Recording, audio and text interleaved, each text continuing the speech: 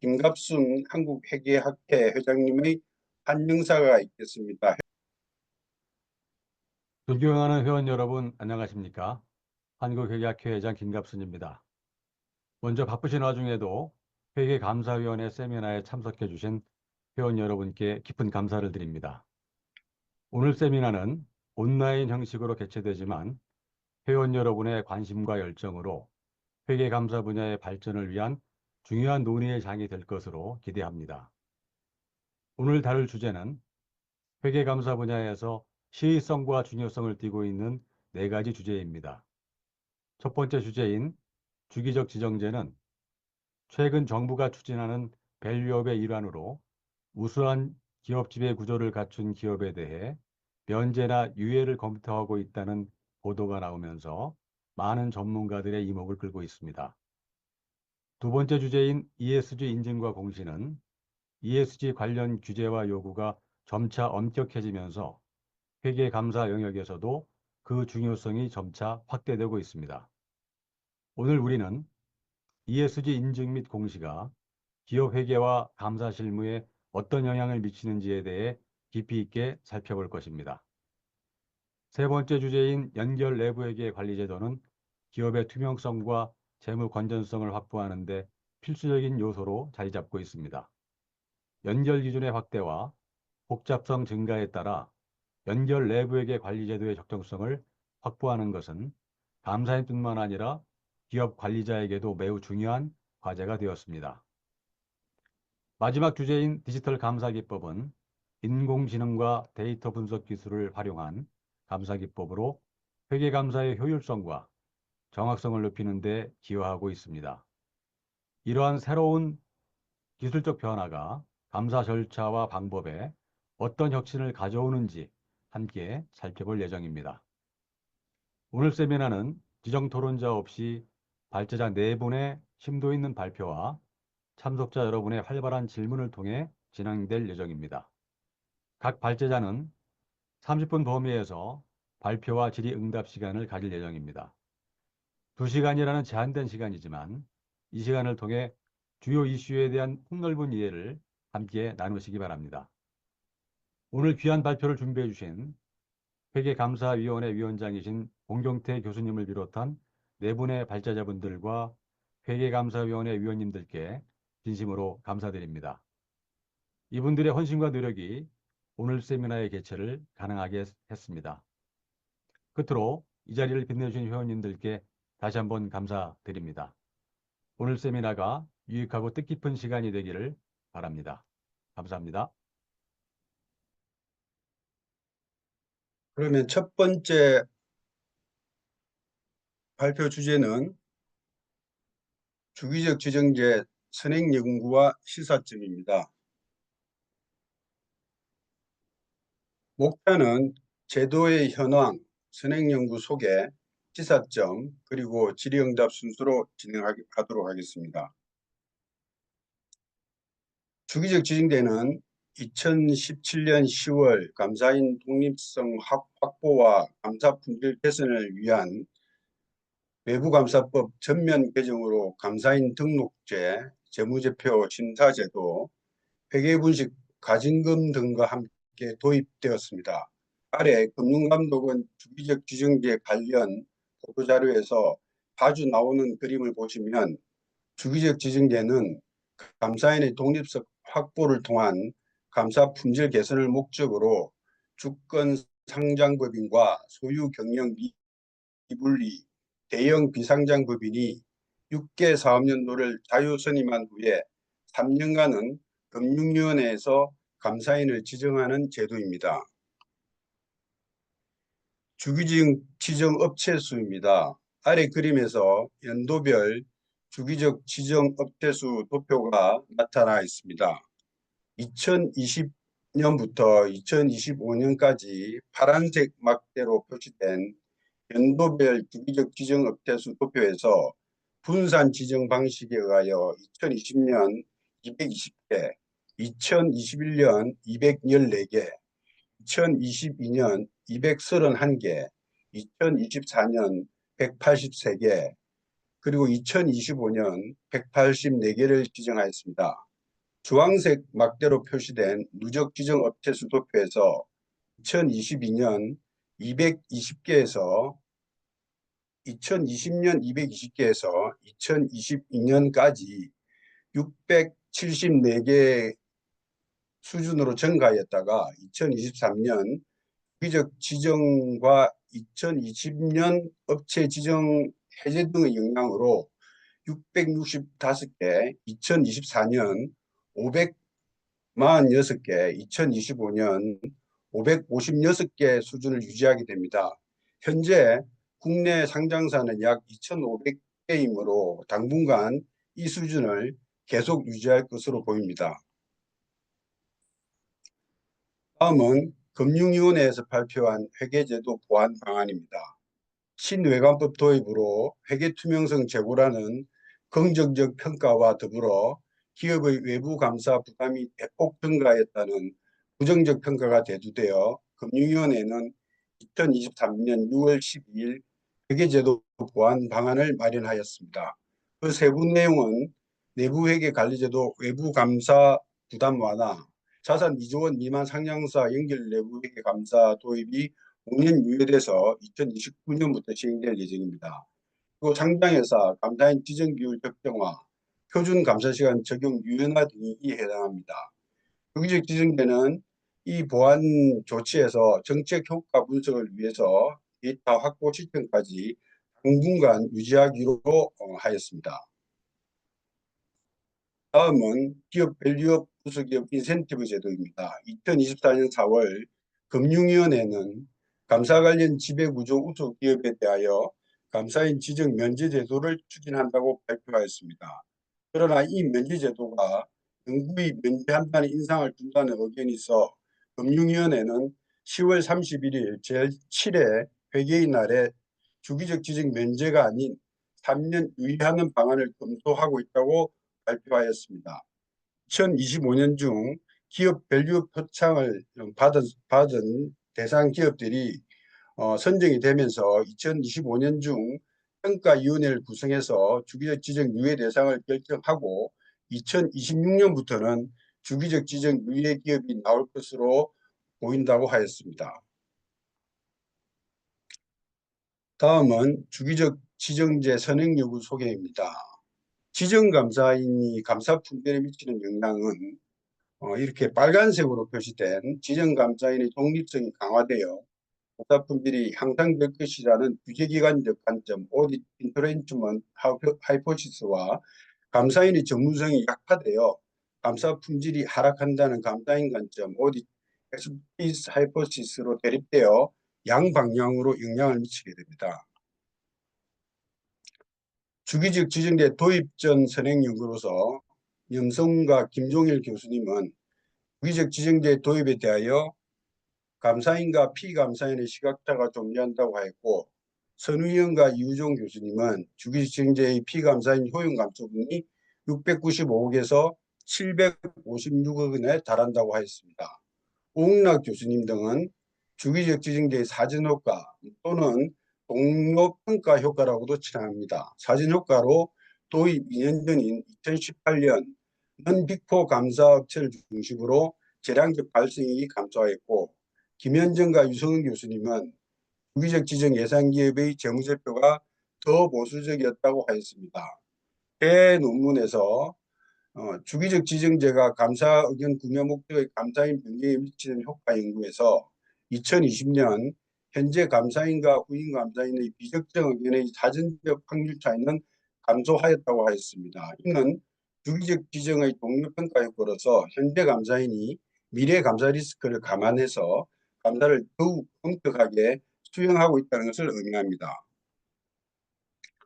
다음은 주기적 지정 도입 후 선행 연구인 손혁 교수님은 2020년 주기적 지적 감사인 교체 기업과 아닌 기업을 비교해서 재량적 발생이 유의한 차이는 발견되지 않았으나 실물 이익 조정은 유의하게 증가하였다고 하였습니다. 이러한 현상은 주기적 지정제 대상 기업이 재량적 발생액 사용을 억제하는 반면 지정감사인이 적발하기 어려운 실물 이익 조정을 선호한다고 하였습니다.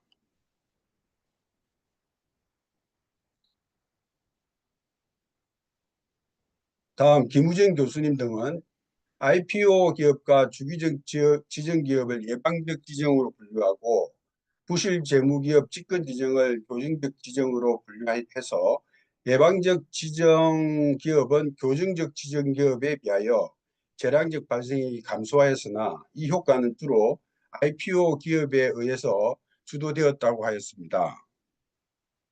박종일 교수님 등은 2020년 주기적 지정 감사인 교체기업과 자율교체기업을 감사 품질을 비교를 한 결과 주기적 지정 교체기업이 2020년과 2021년 감사 품질이 더 높다는 증거를 관찰할 수 없었다고 하였습니다. 그리고 주기적 지정 기업의 감사 품질 변화를 도입 전과 시계열적으로 비교한 결과 교체 1년 차인 2020년은 이전에 비하여 감사 품질이 개선되었다는 증거를 발견하지 못하였고 교체 2년 차인 2021년은 감사 품질이 개선되었으나 자율교체 기업의 개선 효과보다 낮아서 주기적 지정의 특수한 효과로 보기는 힘들다고 하였습니다. 그리고 주기적 지정 기업에서 증가된 감사 보수의 감사 품질 개선의 성수 효과를 발견되지 않았다고 하였습니다.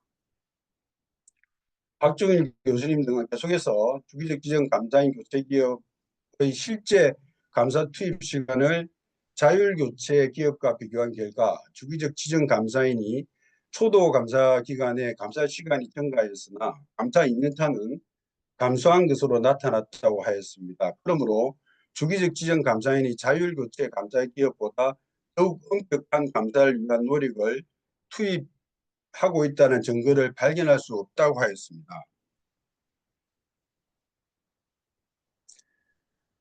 제 논문 2024년에서 논문에서 2020년 주기적 지정 감사인 교체 기업과 계속 감사 기업을 비교한 결과 주기적 지정 감사인이 계속 감사 경험이 축적됨에 따라서 전문성이 강화되어 이전에 비하여 시계열적으로 감사 품질이 개선되는 것으로 나타났습니다. 그리고 재무적 특성이 유사한 계속 감사 기업과의 비교에서는 교체 초반부터 감사 품질의 개선 효과가 발견되었습니다.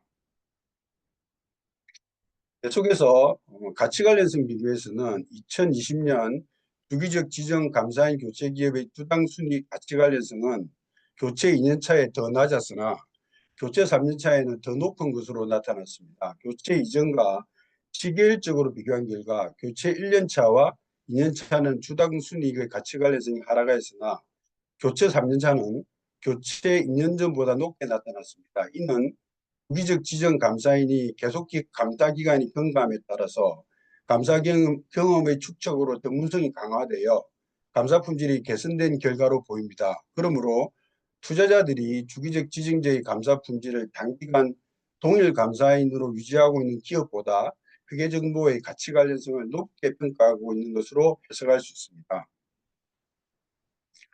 현행 연구 결과를 종합을 해보겠습니다. 우선 시계열적 변화는 2020년 주기적 지정기업의 감사인 교체 이전과 이후를 비교한 결과이고 횡단 면적 비교는 주기적 지정 감사인 교체 기업과 비대상 전체 그리고 비대상 전체의 해커만이라는 것은 이 대상 기업 중에서 재무적 특성이나 규모가 비슷한 기업과 비교했다는 이야기입니다.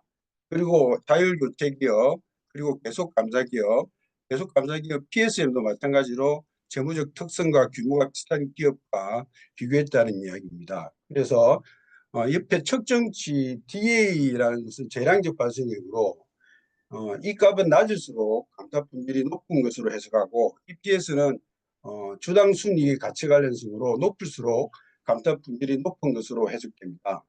유기적 지정 기업의 감사인 교체 이전과 이후의 비교에서 2021년과 2022년 재량적 발생이 감소하고 2022년 가치 관련성이 동료 평가 효과가 작동됐던 2019년보다는 낮았지만 2018년에 비해서 증가한 것으로 나타나고 있습니다.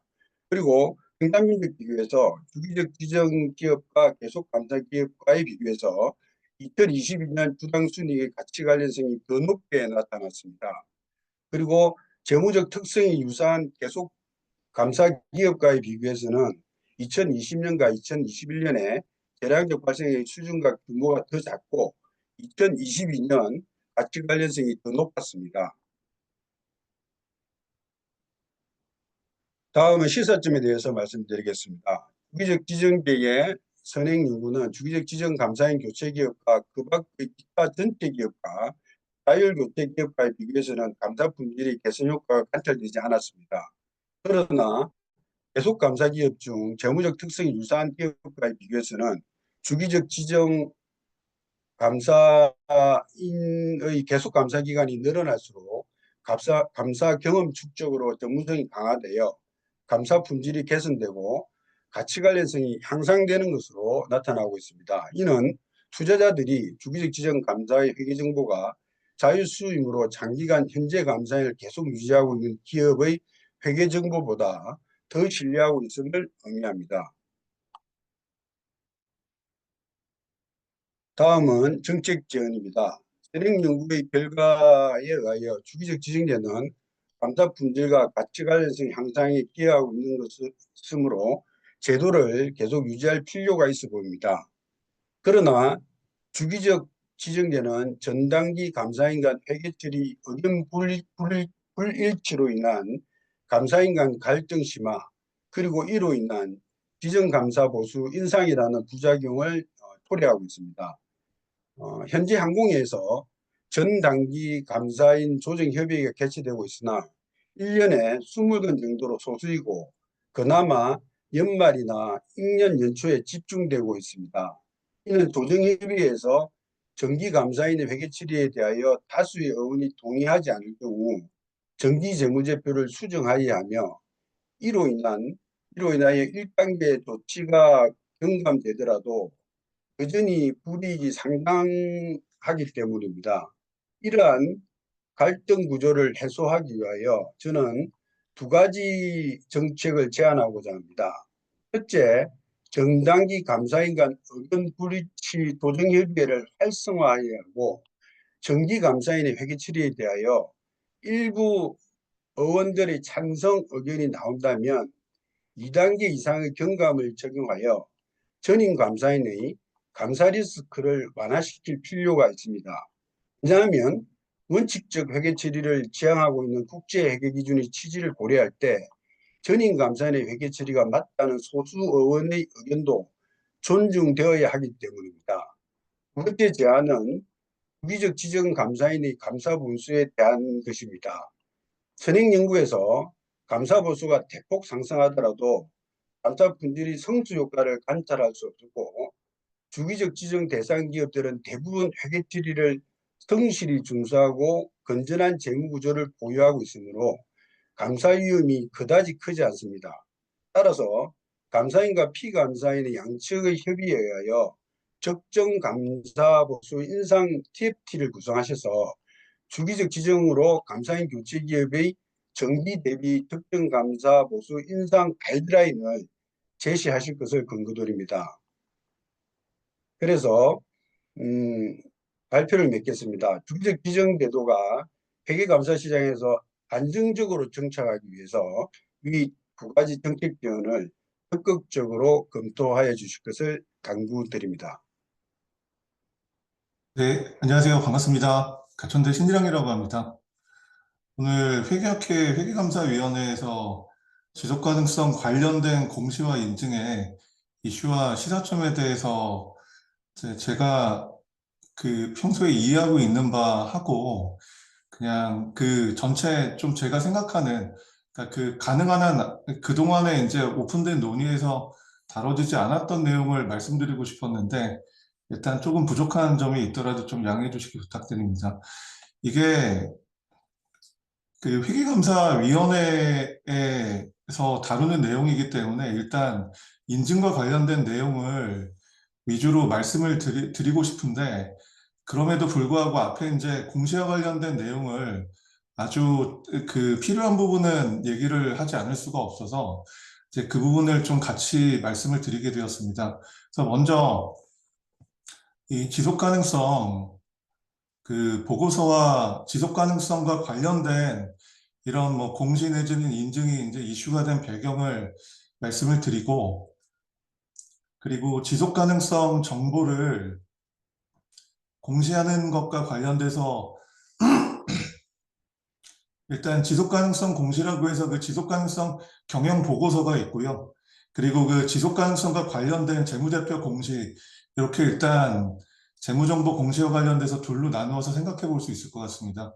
이 두 가지 내용하고요. 이 두 가지 내용과 관련돼서 지속 가능성과 관련된 정보를 인증을 할 때 그 지속 가능성 공시 인증, 그리고 회계 감사를 통한 지속 가능성 정보 인증, 이 내용들을 이런 순서로 말씀을 드리고, 그 시사점이나 이제 고려 사항을 추가적으로 제 말씀을 드리도록 하겠습니다. 그 자본시장에서 이런 회계 정보가 필요한 이유는 아시다시피 그 정보 비대칭으로 인한 그 자본시장의 시장 실패를 방지하기 위함인데, 그런데 이제 지금 뭐 그 국제법에 거의 준수하는 그 뭐 파리협정이나 파리협정과 같이 이제 국제법에 거의 준수하는 그런 어떤 외부 환경으로 인해서 그 재무제표로 대별되는 그 회계정보 공시로 인해서 과연 특정 기업에 대한 자본시장의 정보 비대칭이 해소되는가라고 질문을 던졌을 때 그렇지 않다라고 보여집니다. 그래서 그런 뭐 여러 가지 정황이 있는데, 일단 이런 지속 가능성을 달성하기 위한 핵심 요소와 관련된 그런 정보가 추가적으로 자본시장에서 요구되고 있고, 특히 그 기관 투자자들이 많은 요구를 하고 있습니다. 특히 그래서 이런 지속 가능성 정보 공시가 일반 목적 재무 보고서의 이용자가 기업에 자원을 제공하기 위한 의사결정을 할 때 유용한 정보를 제공할 수 있도록 지속 가능성 공시 기준도 이제 제정이 되었고, 관련된 제반 제도와 관련된 얘기도 되고 있습니다. 다만 이런 지속 가능성 공시 정보의 특성상 정보 위험이 상당히 높습니다. 그래서 그 이해관계자들이 경제적 의사결정을 할 때 이 지속 가능성 정보를 활용할 때 이제 잘못된 경제적 의사결정을 할 위험이 높다라는 얘기인데, 그거는 이제 지속 가능성 정보가 해석하기 어려운 여러 가지 그 특성들, 그리고 이제 추정치, 그리고 불확실성과 관련된 여러 가지 내용들, 그리고 포워드 루킹과 관련된 내용들, 그런 정보 특성 때문에 이제 불가피한 측면이 있습니다. 그래서 이런 것들을 잘 슬기롭게, 필요한 정보임에도 불구하고 정보 위험이 굉장히 높기 때문에 그 공시와 인증 체계가 슬기롭게 이제 잘 정착을 해야 되는 그런 이슈가 지금 이제 제기되고 있습니다. 그래서 일반 목적 재무 보고라고 하면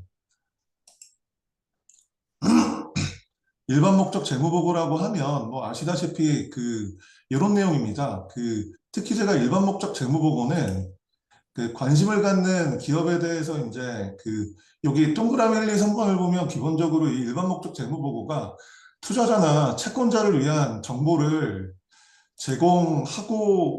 제공하는 그런 그 특성이 있다라는 걸 아실 수가 있습니다. 특히 그래서 투자자나 채권자의 포커스를 맞춘 정보를 제공을 하는데, 배경에 대해서는 말씀드렸고요.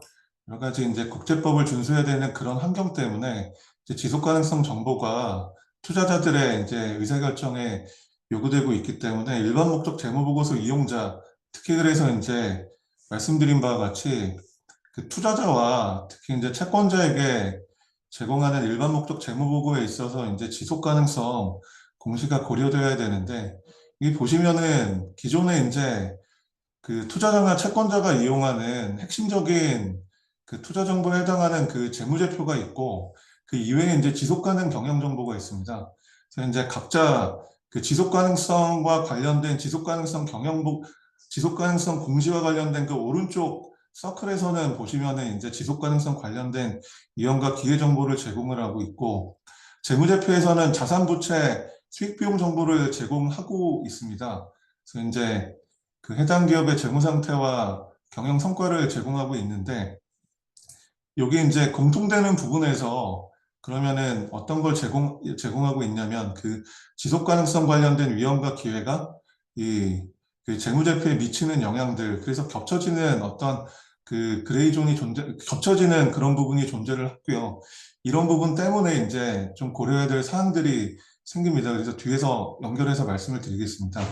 그래서 이 지속 가능성 공시 기준과 관련돼서 뭐 간략히 말씀을 드리면은 그 IFRS의 일반 목적 재무보고와 관련된 재무보고 개념 체계를 일단 공유해서 이 공시 기준이 만들어졌습니다. 그래서 이 지속 가능성 정보에 대해서 기본적인 글로벌 베이스라인을 제공을 하고 있고, 그 베이스라인에 따라서 이제 그 개별 국가의 특성을 추가 반영하는 그런 빌딩 블록 어프로치를 추구하고 있다라고 이제 다들 알려져 있고 뭐 익히 다 아시는 내용입니다.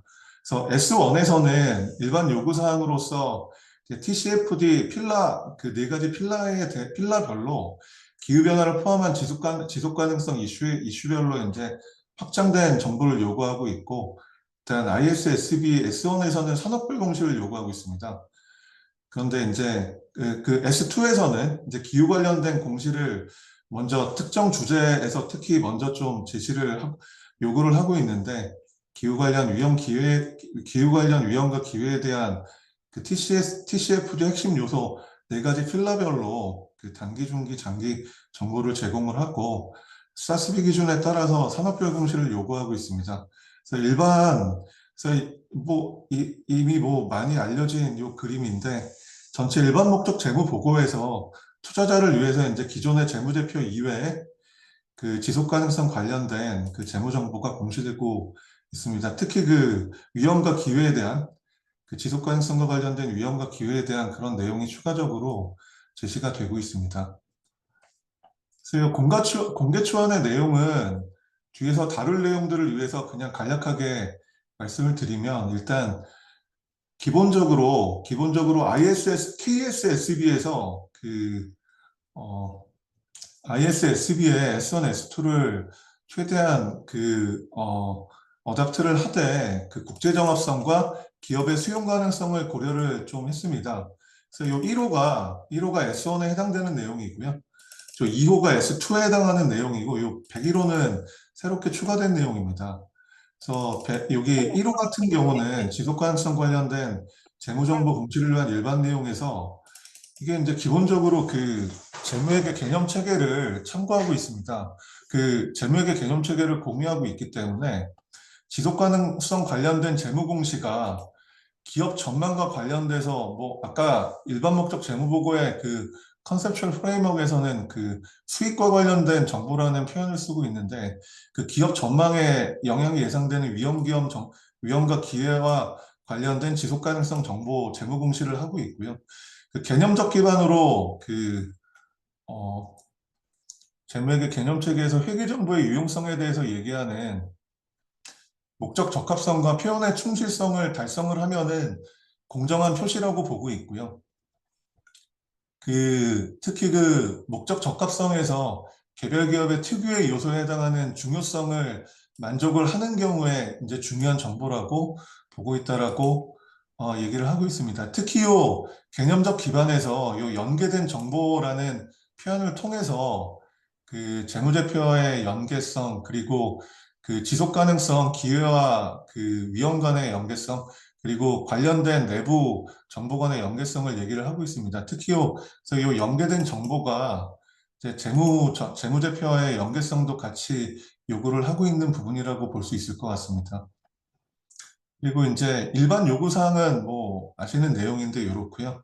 2호 S2는 그 기후 관련된 위험과 기회에 대한 정보인데, 특히 이제 그 TCFD 네 가지 필라에 대해서 핵심 요소별로 거버넌스 전략, 위험관리 지표 목표별로 이렇게 얘기를 하고 있습니다. 그래서 앞서 뭐 나왔지만 그 ISSB에서는 기본적으로 산업별 그 사스비 기준에 의해서 산업별 공시를 하고 있는데, 저희 같은 경우는 산업 전반 지표는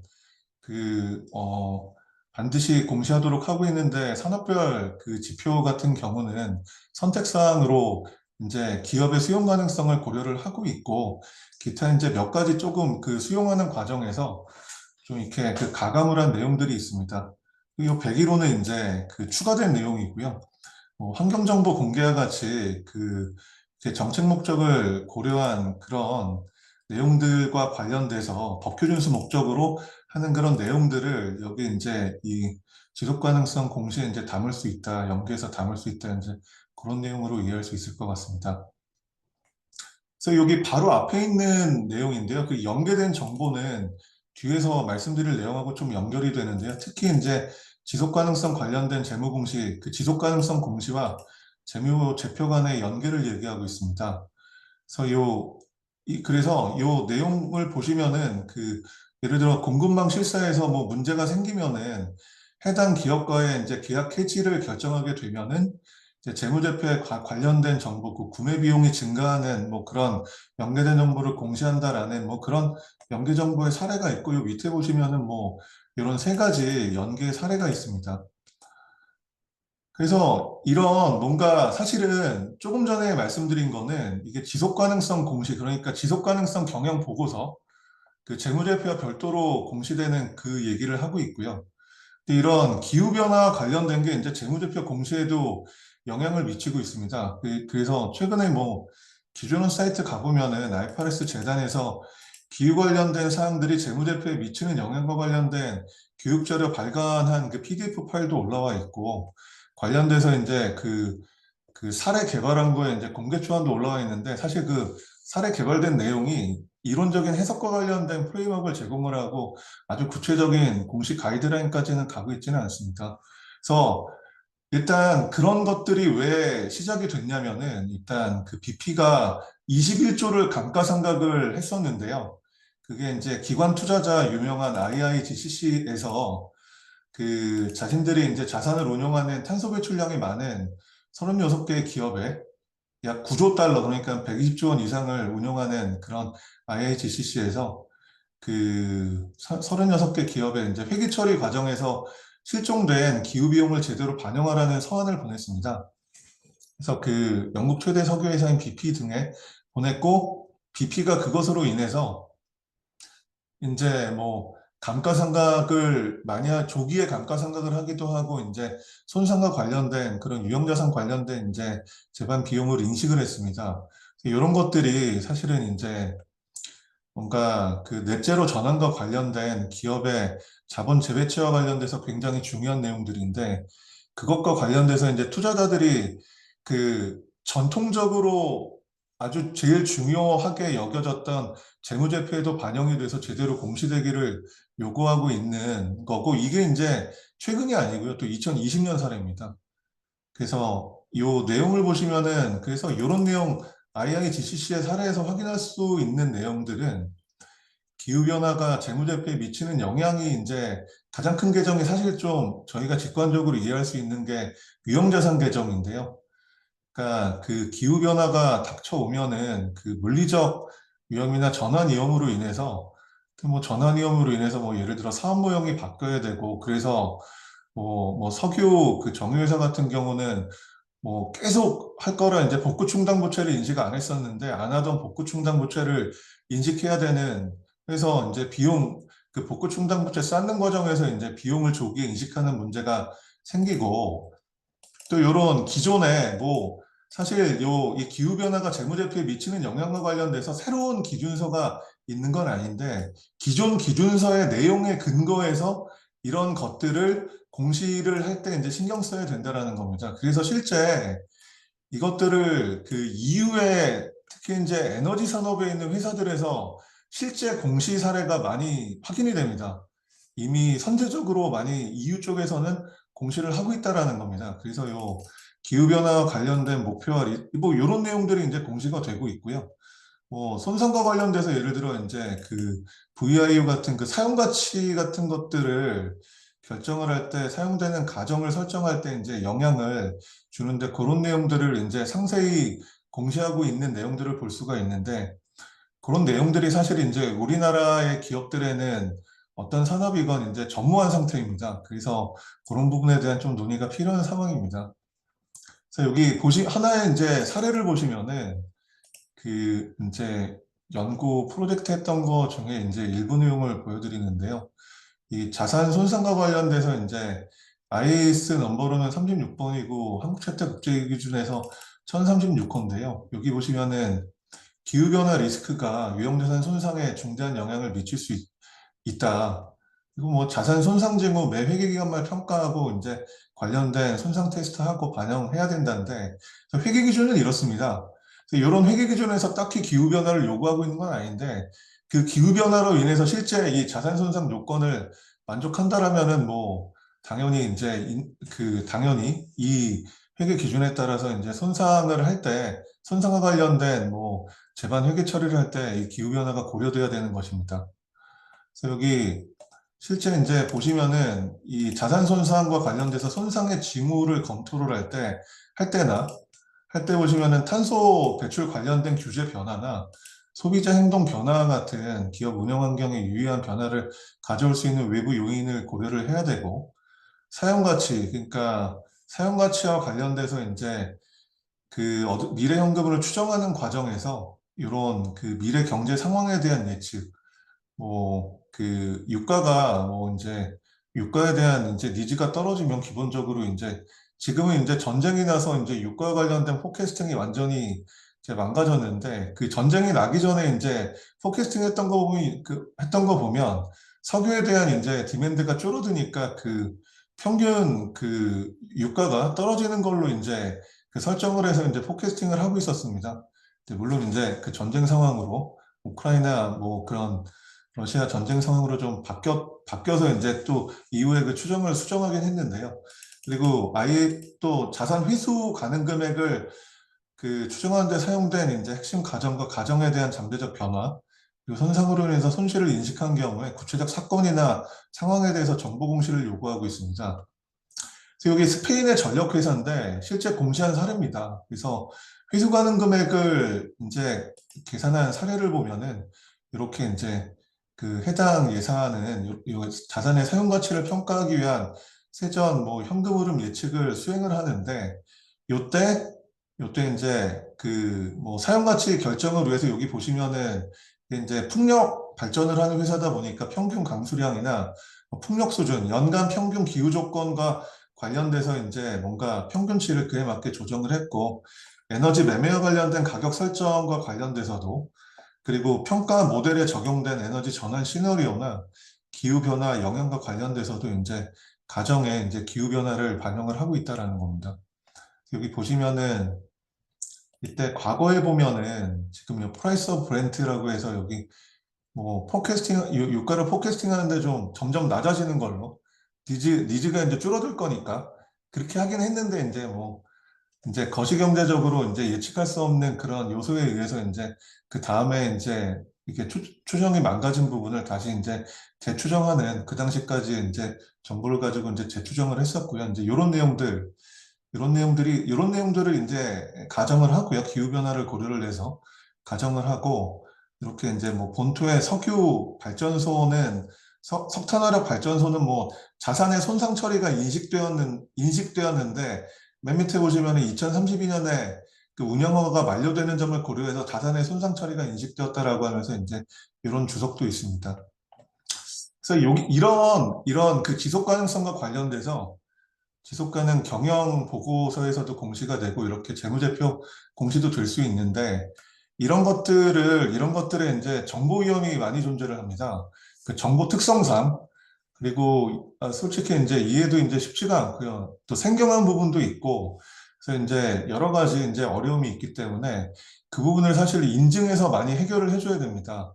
그래서 이제 정보 위험을 감소시키기 위한 인증의 이 지속 가능성 정보와 관련된 인증이 필요한데 일단 전체 이제 재무제표에 공시된 부분도 있고 지속 가능성 관련 재무정보 공시에서 이제 그 지속 가능성 공시 그 따로 하는 거에서 이제 공시할 수도 있는데 일단 이 지속 가능성 인증은 일단 재무제표는 당연히 이제 회계감사 기준에 의해서 인증을 하는 거고 여기 이제 지속 가능성 관련된 재무정보 공시는 최근에 이제 아이오스코 같은 국제기구에서 서포트가 되는 ISSA 5,000번이 이제 거의 이제 그 통합되는 인증 기준으로 글로벌 베이스라인이 되는 인증 기준으로 이제 받아들여지고 있습니다. 그거에 따라서 이제 인증을 한다라고 보고요. 다만 이렇게 이제 겹쳐지는 부분에 대해서 이제 추가적으로 이제 이런 법정 공시가 어렵다 보니까 이 그동안에 이제 그 프로세스나 그동안에 이제 해오던 것들이 많이 그래도 정제되어 있고, 그래도 회사 내부의 품질 관리 체계나 혹은 그 규제 당국에 의한 그 품질 관리가 그래도 어느 정도 되고 있는 회계감사 기준의 일종의 ISA의 뭐 720과 관련된 수정된 버전 가즈를 도입을 함으로써 이 부분을 또 어느 정도 또 해소할 수 있는 부분이 있다라고 보여집니다.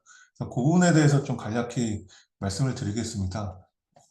일단 그 5,000번 여기 이제 지속 가능성 공시 인증 기준이 뭐 이제 ISA 뭐 그전에 이제 ISA 3,000번이나 혹은 뭐 또 다른 뭐 AS 어쩌고 2,000 어쩌고 저쩌고 이제 그런 여러 가지 이제 그 인증 기준이 있었는데 그 아이오 스코어 같은 국제 기구에서 이제 그 통일된 인증 기준을 요구를 하고 있기 때문에 거기에서 이제 거기에서 이제 서포트돼서 5,000번이 나왔기 때문에 이걸로 이제 통일이 되고 있는데 일단 공개 초안이 발표가 됐고 이게 말하자면 글로벌 인증업의 글로벌 베이스라인이고 그게 왜냐면은 프로페션 에고니스틱이라고 해서 인증인이 누구이건 간에 적용할 수 있는 내용을 지향하고 있습니다. 그리고 뭐 공시 기준에 이제 그 무관하게 적용할 수 있는 그런 성격이기 때문에 글로벌 베이스라인으로 활용될 수 있고, 이제 요거는 이제 글로벌 베이스라인인 이 일반 요구 사항이라고 볼 수 있고, 다만 이제 특정 주제들을 향후 시급한 이슈나 피드백에 대응해서 특정 주제, 뭐 온실가스 검증이나 이런 것들을 다룰 예정이고, 다만 글로벌 베이스라인에 대해 이제 온실가스 보고서에 대해서는 지금 3410을 하도록 한다라는 게 있습니다. 그래서 여기 5,000번에서 얘기하고 있는 기본 전제가 기본적으로 이제 그 업무 팀원은 윤리적 요구 사항을 갖춰야 되고, 그리고 그 법인은 그 인증을 제공하는 법인은 품질 관리 체계를 갖춰야 된다 합니다. 그래서 여기서 볼 거는 이제 이스파 코드에 따른 국제윤리 기준을 요구 사항을 갖춰야 되고 품질 관리 기준을 갖춰야 된다라는 겁니다. 근데 요게 이 내용 자체가 이 5,000번 자체가 회계감사 기준의 그 컨셉이나 그 프레임워크를 그대로 가져왔습니다. 그리고 뭐 ER 가이드라인이나 그 전에 나왔던 뭐 여러 가지 그 내용들을 참고해서 가져왔는데 특히 이제 회계감사 기준의 그 내용을 그대로 가져왔습니다. 그래서 뭐 다 아시는 내용이지만 저희 뭐 회계감사 기준서 200을 보시면은 뭐 여기 200에 이제 문단 14는 그 윤리적 요구 사항을 따르도록 하고 있는 내용입니다. 감사기준서 내에 이제 윤리적 요구사항을 따라라. 여기 공인회계사법 21조나 33조는 왜 그 감사인의 그뭐 비감사 업무 제공과 관련된 내용 등의 내용이고 이 외관법에 따른 6조 이제 재무제표 작성 책임 이런 것들이 이제 독립성과 관련된 대표적인 내용들인데 그리고 이제 감사와 관련된 이런 법 이외에 독립성 요구사항, 즉 윤리 기준을 따라야 된다라고 기준서에서 얘기하고 있고 220에서는 또 품질관리 기준서 1, 그러니까 ISQC1입니다. 저희 아직 ISQM이 도입이 안 됐기 때문에 ISQC1에 따라서 이게 유지할 의무가 있다라고 얘기를 하고 있는데 여기서 이제 외부감사법 16조를 보면은 회계감사 기준을 따르도록 얘기를 하고 있습니다. 그래서 회계감사를 할 때 윤리기준 제대로 안 따르고 품질관리 기준을 안 따르면은 사실상 외부감사법을 어기는 겁니다. 그래서 게다가 이제 윤리기준을 제대로 안 따르면은 공인회계사법의 윤리기준을 준수해야 된다는 얘기가 있는데 그래서 이제 윤리기준은 안 따르면은 사실 외부감사법도 어기는 거고 공인회계사법도 어기는 건데 실제 법규 위반이지만 현재 이제 회원사 내규처럼 그렇게 관행적으로 이제 처리를 하고 있습니다. 이런 것과 동일한 체계입니다. 이 인증 기준도 이제 동일하게 이제 윤리적 요구 사항을 요구하고 있고 품질 관리 기준을 요구하고 있고 이제 최소한 이에 법규나 이제 다른 전문적 요구 사항을 준수하도록 하고 있는데 여기서 중요한 거는 현행 우리가 아직 요거는 이제 ISQC1이거든요.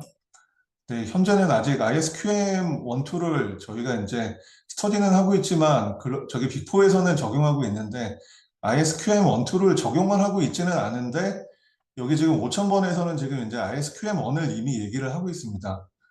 그리고 여기 이제 이스파 코드도 사실 여기 국제윤리 기준이 뒤에서 또 말씀을 드릴 건데 이 국제윤리 기준을 말씀드릴 건데요. 여기 보시면은 이 ISSA 5000번에서 지속 가능성 인증과 관련된 윤리 기준을 얘기를 하고 있는데 이렇게 새로 들어왔습니다. 파트 5가 Sustainability Assurance Practitioner와 관련돼서 이렇게 내용이 새로 들어왔고요. 요거는 이제 기존에 있는 그 프로페셔널 어카운턴트를 위한 프로페셔널 어카운턴트를 위한 그런 윤리 기준들입니다. 그래서 이게 이스파라는 조직, 여기 이스파라는 조직이 원래 아이팩이라는 국제공인회계사 협회 밑에 있었는데 그 밑에 있던 게 이제 그 기준을 제정하는 게 플레이어가 기준을 스스로 제정하는 거는 좀 모양이 좀 독립적이지 않으니까 IFEA라는 그 재단 밑으로 들어가서 이제 PIOB의 이제 감독을 받아서 제정이 되고 있습니다. 이런 것들이 있고 Sustainability Assurance를 위한 이제 독립성 기준과 윤리 기준이 제정이 새로 되었다. 그래서 이거는 이제 그 공표된 오픈된 자료에 있는 내용을 이렇게 참고하고 있는 건데요.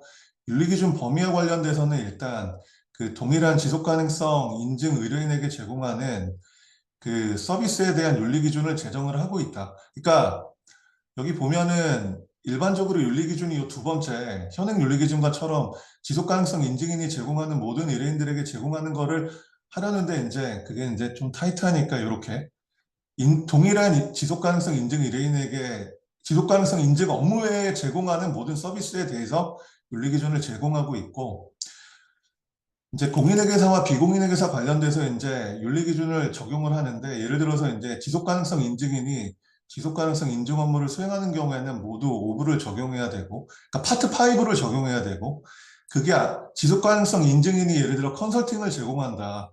지속가능성 인증 업무도 하면서 해당 법인에 대해서 컨설팅도 제공하고 있다라고 하면 공인회계사는 뭐 윤리기준 따르는 거고요. 그 파트 5가 아닌 나머지 윤리기준을 따르는 거고, 비공인회계사는 사실 그 윤리기준을 따른 그 코드 오브 에틱스를 따를 이유는 없지만 따르도록 권고를 한다. 왜냐면은 컨설팅 서비스를 너무 잘못해서 그 퀄리티가 너무 그러면은 이 지속가능성 인증인에 해당하는 비공인회계사가 하는 다른 인증 업무도 신뢰할 수 없다라고 이제 이렇게 이해를 할 수가 있기 때문입니다. 그래서 뭐 그런 내용들이 있고요. 요거는 이제 5000번에서 이제 그 외부 전문가와 관련돼서 이제 업무에 직접적인 영향을 행사할 수 없는 사람인데, 이게 이제 감사 업무팀, 오디팀의 정의에서 이게 빠지면서 그룹 감사와 관련돼서 이 외부 전문가의 정의가 빠지면서 외부 전문가와 관련돼서 이스바에서 별도의 프로젝트를 진행을 하고 있습니다. 왜냐하면 외부 전문가는 독립성을 요구하는 게 아니라 독립성에 준하는 객관성을 요구하는 걸로 이제 좀 약간 이렇게 우회하도록 하고 있습니다. 그래서 왜냐면은 이제 컨트롤을 할 수 없기 때문에 이제 독립성까지는 요구 안 하지만 독립성 요소를 가미한 그 CCO를 고려한 객관성을 요구하고 있다.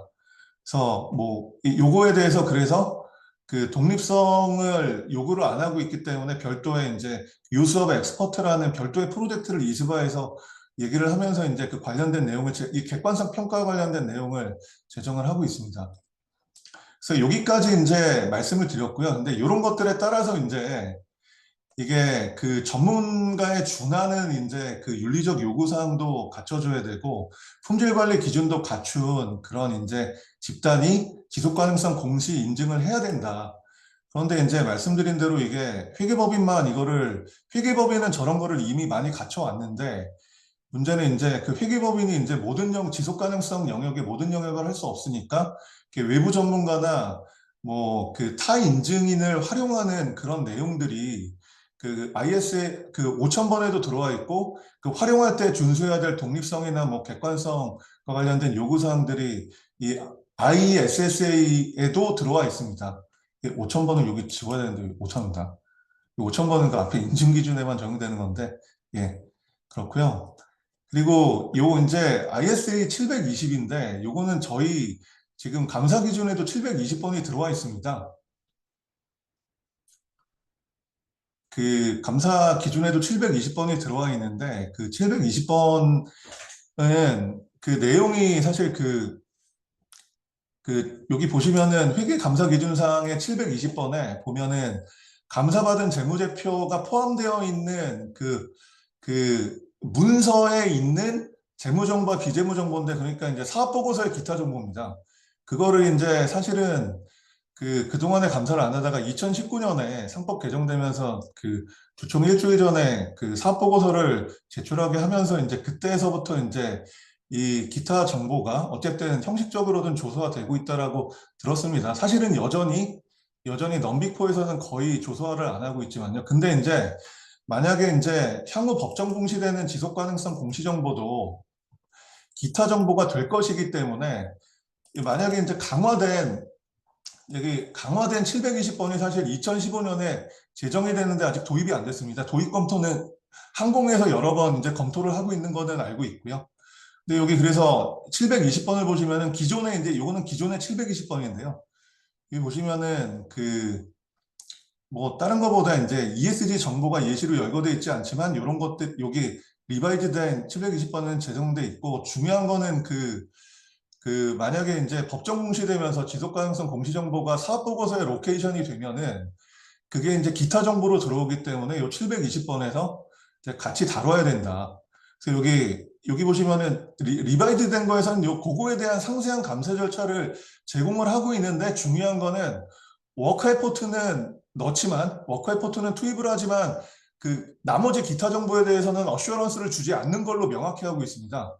리바이즈된 이 720번에서도. 그래서 사실 이게 이제 720번이 좀 상세한 감사 절차가 들어온, 이게 좀 도입이 되면은 이제 커넥티비티를 강조하는 이제 예를 들어 이제 지속 가능성 공시 정보와 재무제표의 이제 주석에 뭐 예를 들어 추정의 가정, 중요한 불확실성의 가정과 같은 것들이 이게 일치하는지 여부를 이 재무제표 감사인 입장에서 어쨌든 워크 에포트를 투입을 하게 되니까 어느 정도 뭐 실효성에 대해서는 좀 의문을 제기할 수도 있지만, 일단은 조금 저쪽 지속 가능성 정보에 뭔가 정보위험을 감소시키는 데 기여를 할 수 있다라고 봅니다. 그리고 법정 공시가 되기 전에 720호가 들어와서 좀 이게 이제 미리 좀 이렇게 셋업이 되면 좋지 않겠냐라는 의견입니다. 그래서 이 부분과 관련돼서 시사점과 고려사항이 있는데, 뭐 시사점이라기보다 뭐 일단 제가 생각하는 기존에 이제 오픈된 소스에서 다뤄지지 않은 내용이 뭘까 생각을 해봤는데, 이제 현재 문제점은 일단 뭐 다 아시다시피 지속 가능성 공시 관련돼서 이제 프랙티스 위정착으로 인해서 공시 자체 하는 기업 입장에서도 이제 정보 위험을 증폭시키는 측면이 있고, 그리고 기후 관련된 중요한 투자자들 입장에서 전통적인 최고의 투자 소스인 재무제표의 공시가 좀 전무하다. 근데 이유 기업들은 앞서 제가 말씀드린 바와 같이 선제적으로 공시를 하고 있습니다. 그리고 인증 관점에서 이제 저희가 뭐 예를 들어서 이제 5,000번 ISSA, ISSA 5,000번에서 얘기하고 있는 뭐 ISQM1 같은 것들이 이제 빅4에서는 들어와 있는데, 아직 공식적으로 저희 지금 어답트를 한 건 아니고 ISQC1이 그대로 유지되고 있는 점. 그리고 윤리 기준도 사실은 저희가 2005년 버전 이후로 아직 업데이트가 안 돼 있습니다. 그런데 지금 이스파에서 제공하고 있는 파트 5는 지금 가장 커런트 버전의 국제윤리 기준과의 일관성을 제고하기 위한 방향으로 진행이 되고 있습니다. 그래서 뭔가 일관성 제고를 하려면은 조금 저희가 일단 많이 노력은 하고 있는데, 그런 어떤 윤리 기준이나 감사 기준 720, 여기 지금 감사 기준은 2015년에 720이 좀 업데이트 안 된 게 있고, 물론 이거 이외에도 많이 노력을 하고 있는데요. 윤리 기준도 2005년 기준이고요. 품질 관리 기준도 ISQC1입니다. 현재는 그런 것들에 대해서 뭐 향후 공시 관점에서 뭐 이제 뭐 여러 가지 가이드라인이 필요하다. 특히 이제 여기 이제 제가 말씀드리고 싶은 게, 기후 관련된 재무제표 반영의 산업별 가이드라인을 만드는 거는 720 기준을 만약에 리바이즈된 거를 들어왔을 때 재무제표를 감사한 감사인 입장에서 자기 지식에 근거해서 지속 가능성 정보와의 불일치를 따지는 입장에서 볼 때 이제 이 공시가 제대로 되는 게 ISA 720 기준의 실효성을 제고하는데 도움이 될 거라고 봅니다. 이런 것들이 중요하다라고 생각을 하고 있고, 또 이 부분에 대해서 뭐 열심히 연구 준비를 해보려고 하고 있습니다. 그리고 인증과 관련된 관점에서는 아까 말씀드린 이런 것들을 조금 이렇게 글로벌하게 업데이트해서 글로벌 기준과의 정합성을 맞출 필요가 있다. 뭐 그런 것들을 좀 사전에 준비하는 게 필요하지 않을까라는 생각을 해봤습니다. 네, 부족한 얘기 들어주셔서 감사합니다. 제 발표는 여기까지 하겠습니다.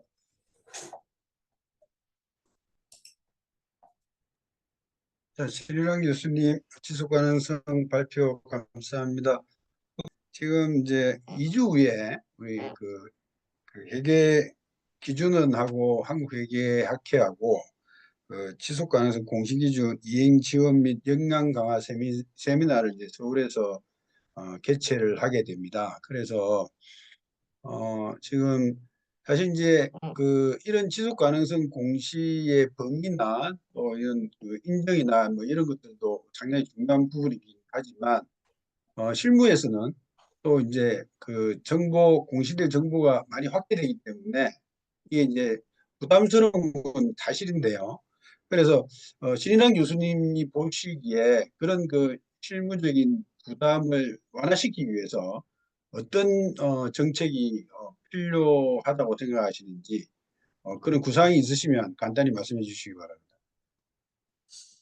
뭐 저는 일단 이게 오픈된 내용으로 오픈된 소스로 이제 여러분들이 말씀하신 내용들이 있는데, 뭐 예를 들어 이제 뭐 탄소 공시 관련된 것들이 어렵다, 뭐 이런 얘기 많이 하시는데, 이제 저희 이번에 이제 공개처원에서 이제 추정치를 허용을 하고 있습니다. 그래서 조금 열어주고 있는데, 이제 사실 그런 이제 탄소 공시가 실질적으로 이제 오히려 추정치를 허용한 것들이 이제 뭐라고 하죠? 그 정보 위험을 증폭시키는 일이 일어나지 않도록 하기 위해서, 아까도 말씀드린 바와 같이 이제 S1이나 S2를 저희가 어답트해서 이제 수용 가능성 고려해서 이제 제기된 그런 내용들이 산업별 가이드라인이 잘 좀 이렇게 정립이 되고, 공시와 관련된 그런 것들이 잘 정립이 되고, 그리고 아까 말씀드린 또 하나가 이제 재무제표가 이제 투자자들이 고려하는 이제 가장 중요한 투자 정보의 소스죠. 그래서 거기에 이제 지금 EU 같은 기업들은 많이 선제적으로 공시하고 있는데요. 그 기후변화가 이제 뭐 충당부채나 혹은 복구충당부채나 자산 손상에 미치는 그런 기본적인 영향들이 제대로 이제 공시되어야지, 아까 말씀드린 뭐 이제 물론 이제 5,000번에서도 기타 정보에 대한 감사 얘기는 하고 있는데요. 상호 크로스 체크가 돼야 되니까 ISA 2000번 리바이즈된 버전에 이제 만약에 들어온다고 했을 때 그런 실효성 제고를 위해서라도, 그런 정보 위험 제고를 위해서 이제 재무제표와 관련된 어떤 기후변화 공시의 좀 산업별 가이드라인을 우리 사전에 좀 고민을 해보는 그런 좀 기회가 있었으면 좋을 것 같습니다. 네. 네, 감사합니다. 혹시 다른 질문 있으신가요? 그러면 다음 주제는 연결 내부 회계 관리 제도의 사례와 시사점에 대해서 사민회계법인 전상문 상무님께서 발표를 해주시겠습니다. 네, 반갑습니다. 저는 3일회계법인에서 근무하고 있는 전상범이라고 하고요. 이번 학회에서는 저희 아무래도 현업에 있다 보니까 연결 내부 회계 관리 제도의 실질적인 구축의 사례와 시사점에 대해서 발표를 하도록 하겠습니다. 제가 준비한 컨텐츠는 크게 4가지입니다. 연결 내부 회계 관리 제도의 제도에 대한 이해 부분, 그리고 구축에 대한 방법론, 구축한 이후에 실질적으로 운영이 어떻게 되고 있는지, 그리고 이러한 것들을 두루 살펴봤더니 어떤 시사점을 제공하고 있는지에 대해서 4가지 토픽으로 공유를 드리도록 하겠습니다. 첫 번째, 연결 내부회계 관리 제도의 이해입니다. 오늘 학회에 참석하시는 대부분의 분들은 연결 내부회계 관리 제도가 어떤 것들인지는 다들 아실 거라고 생각을 합니다. 그럼에도 불구하고 백투더 베이직이라고 생각을 해서 가장 기초적인 연결 내부회계 관리 제도에 대한 이해부터 설명을 드리도록 하겠습니다.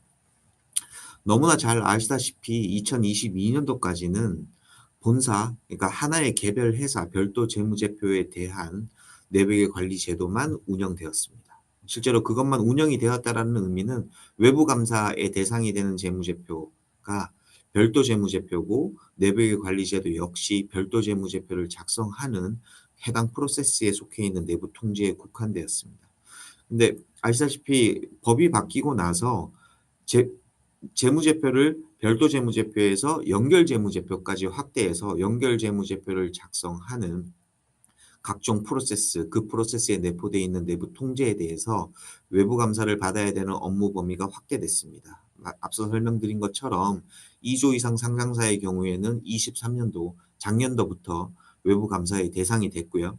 5천억 이상의 회사들의 경우에는 감독 당국에서 회사의 준비 상황이나 그리고 각종 재반의 상황을 고려했을 때 24년도 당초 24년도부터 수행하는 것은 무리가 좀 있다라고 판단을 하셨던 것 같고 해서 5년간 유예가 적용이 됐습니다. 그래서 5천억 이상 상장사의 경우에는 29년부터 연결 내부의 관리 제도가 감사의 대상이 될 것으로 생각이 됩니다. 아직 조금 여유가 있으셔서 5천억 이상 회사들은 아마 2027년도 8년도에 구축을 본격적으로 진행하지 않을까라고 미루어 짐작하고 있습니다. 연결 내부의 관리 제도의 범위, 연결 내부의 관리 제도의 의미에 대해서 다시 한번 간략하게 설명을 드리도록 하겠습니다.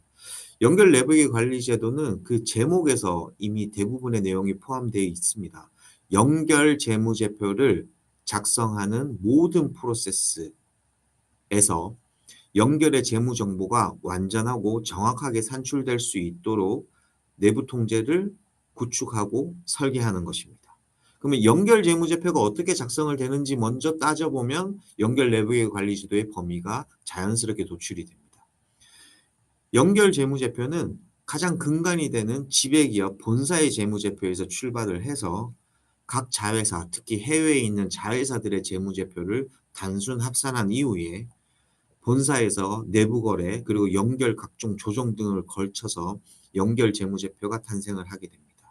이렇게 본사의 재무제표뿐만 아니라 종속회사의 재무제표 그리고 연결에 대한 내부 거래 조정 등 역시 연결 내부 통제의 범위에 포함됩니다.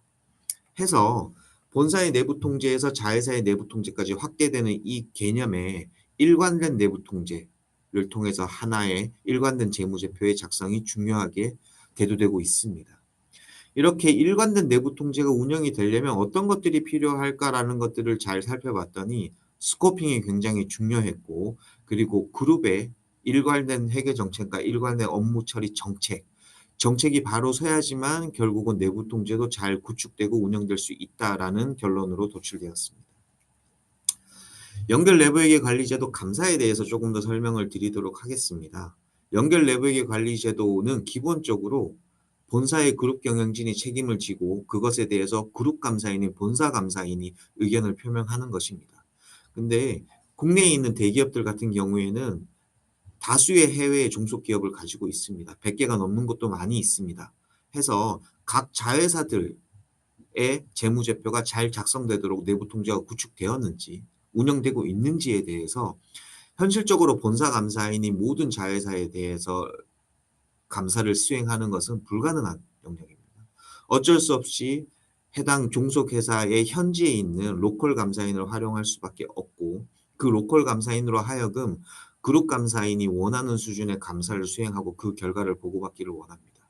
하지만 서로가 이해하는 수준이 다르기 때문에 연결 내부의 관리 제도를 감사함에 있어서 그룹 감사인은 로컬 감사인과 지속적인 커뮤니케이션이 굉장히 중요한데 2023년 첫 해에 감사를 해본 결과 그런 상황에서 많은 애로점이 발견되었던 것 같습니다.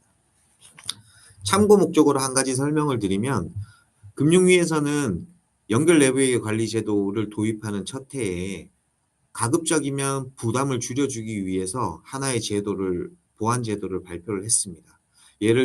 그 제도가 뭐냐면 연결 내부회계 관리 제도에 대한 외부 감사 의견을 표명을 한다면 연결이라는 게 별도를 포함하고 있는 더 상위 개념이기 때문에 별도 재무제표에 대한 내부회계 관리 제도 의견은 면제시켜 주겠다라고 하는 것이 감독당국의 발표였습니다. 근데 아쉽게도 해당 시행령이 개정이 이루어져야지만 이게 발효가 되는 부분이 있어서 시행령 개정이 아직 되지 않아서 2023년도 연결 내부회계 관리 제도의 첫 해인 2조 이상 상장사 기업들은 별도 재무제표에 대한 내부회계 의견, 연결 재무제표에 대한 내부회계 의견 두 개를 동시에 받은 상황입니다. 가장 관심이 있으실 걸로 예상이 드는 내부회계 관리 제도의 구축 방법론에 대해서 실무적인 얘기를 몇 가지 드리도록 하겠습니다. 연결 내부회계 관리 제도를 구축하는 방법론, 실무적인 방법론은 크게 두 가지입니다. 탑다운 방식과 바텀업 방식이 있습니다. 뭐 제목에서 다 아실 것 같은데요. 탑다운 방식은 본사에 있는 경영진이 그룹의 전체의 내부회계 관리 제도를 리딩하는 방식입니다. 그룹에서 본사에서 지배기업에서 그룹 전체의 내부회계 관리 제도를 세팅을 하고 그걸 자회사한테 보낸 다음에 자회사에서 자회사 각각의 특성에 맞는 일부의 조정을 걸쳐서 그룹의 내부회계 관리 제도가 확정되는 형태입니다. 반대로 바텀업 방식은 그룹에서 리딩하지 않고 각 자회사에서 자신이 알아서 자신에 맞는 내부회계 관리 제도를 구축하고 설계하는 방법입니다. 그렇게 설계하고 구축된 내부회계 관리 제도는 본사 그룹팀의 리뷰를 거쳐서 최종 확정되는 형태입니다. 두 가지 방법은 장단점이 있습니다. 그리고 그 장단점이 정확하게 크로스됩니다. 탑다운의 장단점은 바텀업의 단점이 됩니다. 탑다운 방식은 기본적으로 그룹에서 유사한 업종을 영위하는 다수의 종속회사를 보유하고 있는 회사들이 매우 효율적으로 구축 가능한 방법론입니다. 그리고 탑다운의 장점은 그룹에서 리딩을 하고 있기 때문에 그룹의 담당자, 한국 내부회계 관리 규정을 명확하고 정확하게 이해하고 있는 담당자가 리딩을 하고 있기 때문에 그룹 전체에 통일되고 그리고 국내의 레귤레이션을 정확하게 준수할 수 있는 그런 내부회계 관리 제도가 세팅될 수 있습니다. 반대로 바텀업 같은 구조는 자회사에서 내부회계 관리 제도를 주도하면서 세팅을 하는 방법이기 때문에 그 자회사의 특성을 가장 잘 반영하게 됩니다. 다만 바텀업 방식의 단점이라고 표현할 수 있는 것은 자회사 담당자의 역량이 만약에 떨어지거나 자회사 담당자가 한국의 내부회계 관리 규정의 법을 잘 모르는 경우에는 법을 준수하지 못하는 내부회계 관리 규정이 세팅될 수 있습니다. 탑다운 방식이 일반적으로 조금은 저렴한 방식이라고 실무적으로 되어 있고요. 바텀업 방식은 비용적인 측면에서 조금 높지 않냐라고 저희가 파악을 하고 있습니다. 그래서 실제로 2조 이상 상장사들이 어떻게 내부회계 관리 제도를 구축했는지에 대해서 서베이를 했습니다. 저희 3.1회계법인이 2024년도에 2조 이상 상장사 58개사를 대상으로 해서 각종 서베이를 했고 그 결과에 대해서 말씀을 드리도록 하겠습니다. 어떤 방식으로 연결 내부회계 관리 제도를 구축하셨습니까? 라는 질문에서는 57%의 회사가 저희는 탑다운 방식으로 했습니다. 라고 대답을 주셨습니다. 그리고 33%의 회사는 저희는 혼합 방식을 좀 썼습니다. 일부 자회사는 자회사가 알아서 바텀업으로 했고 나머지는 탑다운 방식으로 했습니다. 라는 답을 주셨습니다. 그래서 전체적으로 저희가 분석을 해보니까 그룹이 리딩하는 탑다운 방식이 가미된 퍼센테이지가 약 90% 정도 되는 걸로 보입니다. 연결 내부회계 관리 제도의 방법론 두 가지에 대해서는 설명을 드렸습니다. 그 다음에 저희가 주의 있게 봐야 될 항목이 스코핑입니다. 연결 내부회계 관리 제도를 실제로 구축하는 것만큼 힘들고 중요한 업무가 스코핑, 연결 내부회계 관리 제도의 범위를 확정하는 것입니다. 아시다시피 국내의 유명한 대기업들은 해외에 수백 개의 자회사가 있습니다. 그 수백 개의 모든 자회사에 대해서 연결 내부회계 관리 제도를 다 세팅할 수가 없습니다. 그러면 어디까지 세팅을 할 것인지에 대해서 스코핑을 해야 됩니다. 가장 기본적으로 재무제표가 중요한 회사들은 당연히 내부회계 관리 제도를 세팅을 해야 될 거고요. 재무제표의 비중이 중요하지 않은 회사는 세팅 대상에서 제외될 것입니다. 그래서 어디까지 세팅을 하셨는지를 저희가 서베이를 해봤습니다. 80% 이상 연결 재무제표에서 주요 항목이 차지하는 비중이 80% 이상이 되도록 세팅을 했다라고 답변을 주신 부분이 88%였습니다. 90% 이상의 커버리지가 달성되도록 세팅을 했다라고 답변 주신 것도 67%에 달했습니다. 95% 이상도 계셨고요. 80% 미만도 계셨습니다. 그래서 이렇게 회사들마다 80% 미만도 있고 95% 이상도 있게 다양하게 저희가 서치가 됐습니다. 그래서 저희가 좀 지켜보다가 금융감독원이 2023년도 12월에 지금 서베이 된 것처럼 스코핑을 하고 있는 형태들이 어떤 회사는 굉장히 보수적으로 세팅을 하는 회사도 있고 어떤 회사는 굉장히 공격적으로 세팅을 하는 회사도 있다라는 것을 알게 되셔서 가이드를 좀 줄 필요성이 있겠다라는 생각을 하셨던 것 같고, 그래서 2023년 12월에 감독당국에서 연결 내부계 관리 제도를 스코핑하는 범위를 선정하는 것에 대한 가이드를 제시했습니다. 1단계, 2단계, 3단계로 구성되어 있습니다. 1단계는 저희가 너무 쉽게 이해할 수 있는 연결 재무제표에서 해당 종속기업의 재무제표가 중요하면 풀리 내부회계 관리 제도를 구축하고 운영을 해라라는 풀스코프에 해당되는 재무적인 유의성을 가지는 부문을 풀리 인스코프하는 1단계. 그렇게까지 1단계까지 인스코프된 이후에 2단계를 다시 적용을 하게 됩니다. 각 회사가 전체 재무제표에서 차지하는 비중은 그렇게 높진 않지만 특정 회사는 특정 계정 과목이 연결 재무제표에서는 중요할 수 있습니다. 그렇게 특정 계정 과목을 중요하게 보유하고 있는 중요성, 연결 기준의 중요성의 4배를 초과하는 금액을 보유하고 있는 회사는 그 특정 계정 과목에 관련된 내부 통제만을 구축해야 된다라고 2단계를 규정하고 있습니다. 그리고 3단계는 1단계와 2단계로 스콥 인된 회사를 제외한 스콥 아웃된 회사가 너무 큰 거를 방지하기 위한 3단계 제도입니다. 스콥 아웃돼서 아무것도 테스트하지 않는 부분의 금액이 연결 기준 중요성의 8배를 초과하게 되면 스코핑에 문제가 좀 있는 거 아닐까라는 생각을 가지셨던 것 같습니다. 그래서 스콥 아웃되는 부분이 연결 계정 과목, 연결 중요성의 8배를 초과하진 않았으면 좋겠다라는 3단계 가이드를 제시를 하셨습니다. 보여드리는 장표는 실제로 감독당국에서 1단계, 2단계, 3단계를 발표를 하면서 저희한테 준 상세 내용입니다. 저희가 뭐 다 읽어드리지는 않을 거고요. 제가 앞서 설명드린 게 요약해서 설명드린 거니까 한번 보시면 될 것 같습니다. 1단계고요. 2단계입니다. 그리고 마지막 3단계는 스콥 아웃되는 부분을 너무 과도하게 하지 말라는 규정이었습니다. 이렇게 23년도 연말에 감독당국에서 가이드라인을 제시한 이후에 어떤 변화가 있었는지를 저희가 살펴봤습니다. 기존의 회사가 회사 자신의 전문가적 판단에 의해서 스코핑을 했던 것 대비 감독당국에서 제시한 스코핑으로 스코핑을 다시 해봤더니 어떤 변화가 있었니?에서는 48%가 큰 변동은 없었습니다. 라고 답을 주셨습니다. 근데 24%는 스코핑의 범위가 증가해서 회사가 더 많은 회사를 스코프해야 되는 상황이 생겼습니다. 라고 답을 주셨습니다. 그리고 12%는 저희는 오히려 스코핑이 더 줄어서 테스트 대상이 더 줄었습니다. 구축 대상이 더 줄었습니다. 라고 답을 주셨어요. 그래서 저희가 일관적으로 그 가이드가 시장에 어떤 영향을 작용을 했다라고 판단하기는 굉장히 힘들지만 전반적으로 봤을 때 그 감독당국의 가이드가 시장에 큰 변화를 초래하지는 않았다라는 정도로만 이해를 하고 있습니다.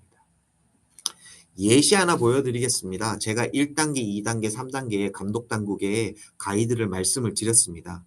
지금 보시면 본사와 자회사 AB가 1단계로서 모든 프로세스에 대해서 풀 인스코프된 사례입니다. 그리고 C회사와 D자회사는 2단계 특정 계정 과목이 중요해서 특정 계정 과목에 대한 프로세스만 인스코프되어 있는 상황입니다. 그리고 자회사 E와 자회사 F는 1단계, 2단계를 하고 난 다음에도 추가적으로 스콥 아웃된 회사가 중요성의 8배를 초과하는 상황이 발생을 해서 몇 가지 프로세스가 더 추가적으로 인스코프된 상황입니다.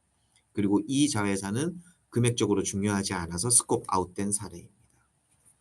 실제로 제가 앞장에서 굉장히 심플하게 보여드렸지만 이런 스코핑을 하기 위해서 회사는 굉장히 많은 시간이 소요됩니다. 감사인들도 그걸 검토하기 위한 굉장히 많은 시간이 소요되고요. 지금 보여드린 건 엑셀을 화면 캡처한 내용인데 사실상 대기업들 수백 개의 종속회사가 있는 대기업들은 가로 세로 엑셀 파일이 굉장히 방대합니다. 그렇게 스코핑은 연결 내부계 관리 제도의 구축과 운영에 가장 큰 첫 단추가 되기 때문에 모든 회사, 모든 감사인이 주의 깊게 살펴보고 있습니다. 이렇게 구축된 연결 내부의 관리 제도를 실제로 어떻게 운영하고 있는지에 대해서 설명을 좀 드리겠습니다. 대부분 서베이 내용에 대해서 말씀을 드릴 거고요. 연결 내부의 관리 제도를 운영하는 방법론은 크게 두 가지로 나타났습니다. 코퍼레이트 모델과 로컬 모델입니다. 앞장에서 구축했을 때와 유사하다고 보시면 될 것 같습니다. 탑다운 모델이 코퍼레이트 모델과 유사하고 바텀업 모델이 로컬 모델과 유사합니다. 실제로 운영을 할 때 코퍼레이트 모델, 그룹에 있는 팀이 리딩할 것인지, 로컬 모델, 자회사가 자기가 알아서 테스트를 할 것인지, 운영을 할 것인지의 차이입니다. 서베이 결과 코퍼레이트 모델과 로컬 모델을 혼재해서 쓰는 게 가장 응답이 많았습니다. 42%. 그리고 코퍼레이트 모델이 34%였습니다. 이거를 보면 어쨌든 헤드 오피스인 본사가 많이 참여를 하고 있는 그런 비율이 현재 현업들에서는 이루어지고 있다라고 저희가 서베이 되었습니다. 그러면 이렇게 코퍼레이트 모델, 로컬 모델을 운영함에 있어서 조직은 어떻게 하고 있습니까? 그리고 인원은 얼마나 됩니까? 라는 서베이도 했습니다. 그래서 2조 이상 상장사를 한번 보시면 대부분 80% 이상, 10조 이상은 90% 이상이 내부회계 관리 제도를 운영하는 전담 팀이 조직이 있습니다. 그리고 해당 조직에 또는 전담 인력이 존재하는 그 상황에서 몇 명 정도의 인원으로 운영을 하십니까? 라는 답을 저희가 여쭤봤는데 그에 대한 답은 2명 넘습니다. 2~3명 정도 운영합니다가 전체의 87%였습니다. 4명 이상 쓰시는 회사도 굉장히 많았습니다. 51% 정도 되셨어요. 근데 그에 반해서 아직은 연결 내부회계를 하지 않는 5천억 이상 상장사는 4명 이상의 인원으로 구성되어 있는 것은 거의 없었습니다. 2~3명의 적정 인원이라고 보고 계시는 것 같습니다. 저희가 추가적으로 그런 질문을 드려봤습니다. 인원은 충분하십니까? 전문성은 충분하십니까? 라는 질문을 드렸습니다. 그때 회사가 답변을 주신 게 사실 인원은 좀 부족한 것 같습니다. 라고 답을 많이 주셨습니다. 그럼 전문성은 어떻습니까? 라고 질문을 드렸더니 전문성은 저희가 충분한 것 같다라는 말씀을 주셨어요. 이게 역시 한국인이 대단하다는 걸 느끼는 게 인원은 부족합니다. 근데 그 부족한 인원으로 충분히 전문성을 메꾸고 있는 한국인의 저력에 답이 발견되었습니다. 추가적으로 관심을 가질 만한 핵심 통제 개수, 내부회계 관리 제도를 구축을 했는데 도대체 통제를 몇 개를 만들었을까라는 것들을 저희가 좀 서베이를 해봤더니 2조 이상 상장사들은 대부분 200개 이상인 것 같습니다. 10조 이상 상장사들은요 300개도 넘는 데들이 굉장히 많습니다. 추가적으로 자동 통제 비율은 몇 프로입니까? 라는 질문을 좀 드려봤습니다. 왜 자동 통제에 대해서 질문을 드렸냐면 통제는 수기 통제와 자동 통제가 있습니다. 사람이 하는 수기 통제, 시스템이 하는 자동 통제. 근데 기본적으로 사람은 인적 오류와 바이어스가 개입될 여지가 있기 때문에 시스템이 하는 자동 통제가 내부회계 관리 제도에서는 조금 더 효과적이다라고 판단을 하고 있습니다. 국내에 10조 이상 회사들은 전체 통제 중에서 자동 통제가 40% 이상인 회사가 몇 개나 됩니까를 찾아봤더니 13% 정도 되셨어요. 근데 그에 비해서 기본적으로 내부회계 관리 제도는 미국이 선진국이고 미국이 먼저 시작했다고 얘기를 하는데 미국에서는 한 33%의 회사가 자동 통제 비율이 40% 이상으로 세팅을 한 걸로 서베이 결과 조사가 되었습니다. 마지막 탑픽입니다. 제가 시간이 그렇게 좀 많지 않아서 좀 빠르게 진행을 했는데요. 이렇게 구축을 하고 운영을 했는데 어떤 시사점이 있습니까? 라는 질문을 하실 것 같습니다. 그 시사점은 어떤 어려운 점이 있으셨습니까? 라는 다른 질문의 형태라고 생각을 했고요. 저희도 그것에 대해서 서베이를 했습니다.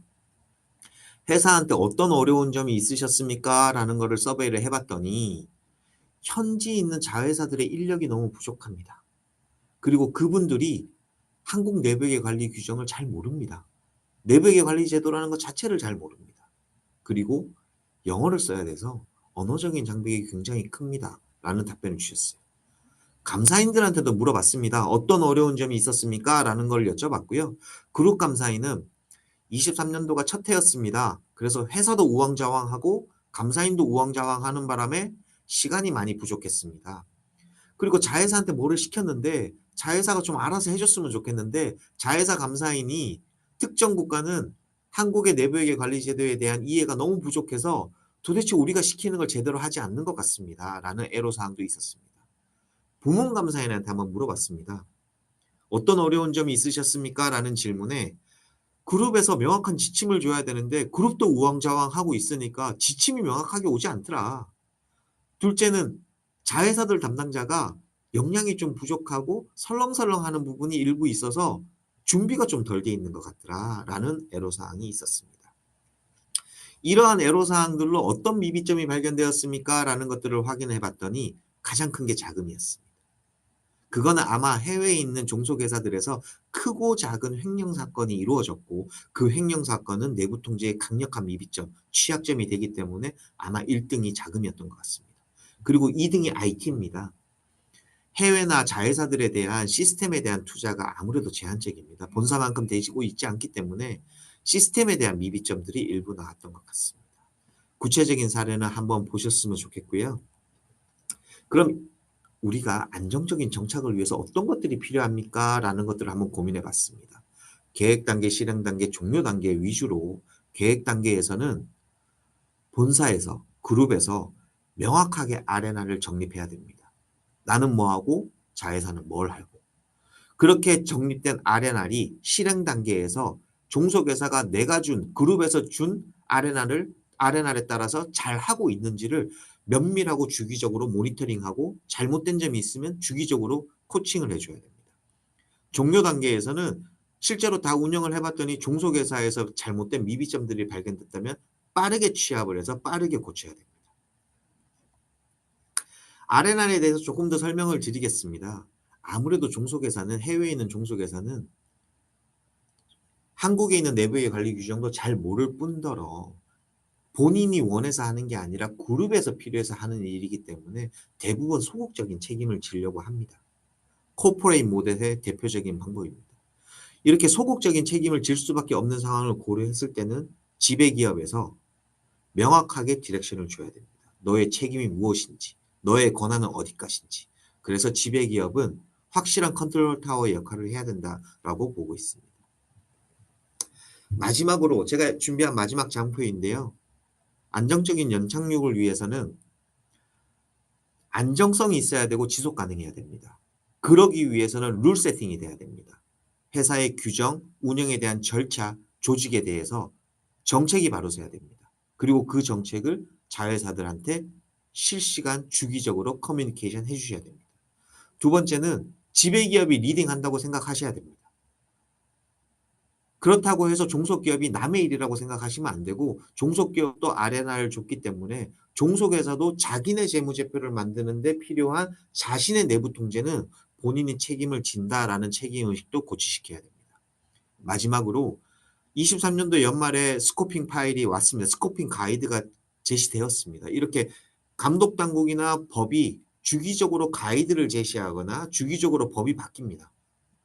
리딩하는 컨트롤 타워인 헤드 오피스에서는 이러한 제도의 변화를 즉시에 모니터링하고 우리 회사가, 우리 그룹이 제도를, 컴플라이언스를 명확하게 지키고 있는지를 주기적으로 모니터링하고 필요하다면 변화 관리를 해야 될 것으로 생각됩니다.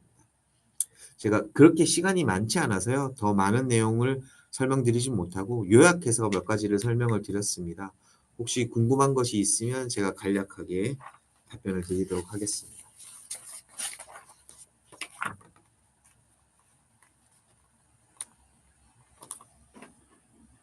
뭐 또 다른 질문이 없기 때문에 제가 간단히 질문을 드릴게요. 그럼 지금 이제 2조 미만은 지금 2029년쯤에 지금 이제 도입을 해서 이제 구축해서 시행을 해야 되는데 뭐 이 기간을 2029년 이후로 또 더 연장하자 또 이제 하는 또 뭐 의견도 있고 그래도 이제 뭐 도입을 할 거면 뭐 그 시기에 맞게끔 해서 도입을 하자 뭐 이렇게 하는 또 의견도 있습니다. 그래서 전상훈님께서는 뭐 어떻게 생각하시는가요? 이 뭐 제도를 정하는 거는 사실은 뭐 제도를 작성하는 감독 당국이나 또는 정치에 계시는 분들이 하는 거고 제도를 만든 취지는 결국은 연결 재무제표를 작성함에 있어서 조금의 투명성을 확보하자. 그럼 왜 투명성을 확보해야 될 것이냐라는 걸 고민해 보면 결국은 투자자를 보호하기 위함이 목적이 아니었을까라고 생각을 합니다. 이미 5년이라는 시간을 유예시켜 줬고 회사한테는 충분히 세팅을 할 수 있는 시간을 주셨습니다. 지금 시기가 29년이 적정하냐, 뭐 30년이 맞냐, 더 연장을 시켜주냐, 그것보다는 만약에 5천억 이상 상장사들의 연결 내부의 관리 제도가 필요하다라고 결정이 됐다면 해야 하는 게 맞다라고 생각이 들고요. 만약에 필요하지 않다라고 하면은 뭐 다른 정치권에서 다른 법을 제정하실 거지만 연도가 그렇게 중요한 건 아닌 것 같습니다. 그리고 이미 5년을 유예를 시켜줬기 때문에 기존에 유예를 시켜줄 때 회사들의 가장 큰 불만은 너무 촉박하다. 우리는 아직 준비가 안 됐다. 여서 감독당국에서 5년을 유예시켜 준 거고 이 제도를 계속 가지고 가야 되는 게 당위성이 있다면 5년 정도면 이미 충분히 기간을 드린 거 아닌가라는 생각을 하고 있습니다. 네. 전상무 사무님 훌륭한 발표 감사드립니다. 예, 한국공인회계사의 김태식 정보화 전략본부장이고요. 오늘 제가 발표할 내용은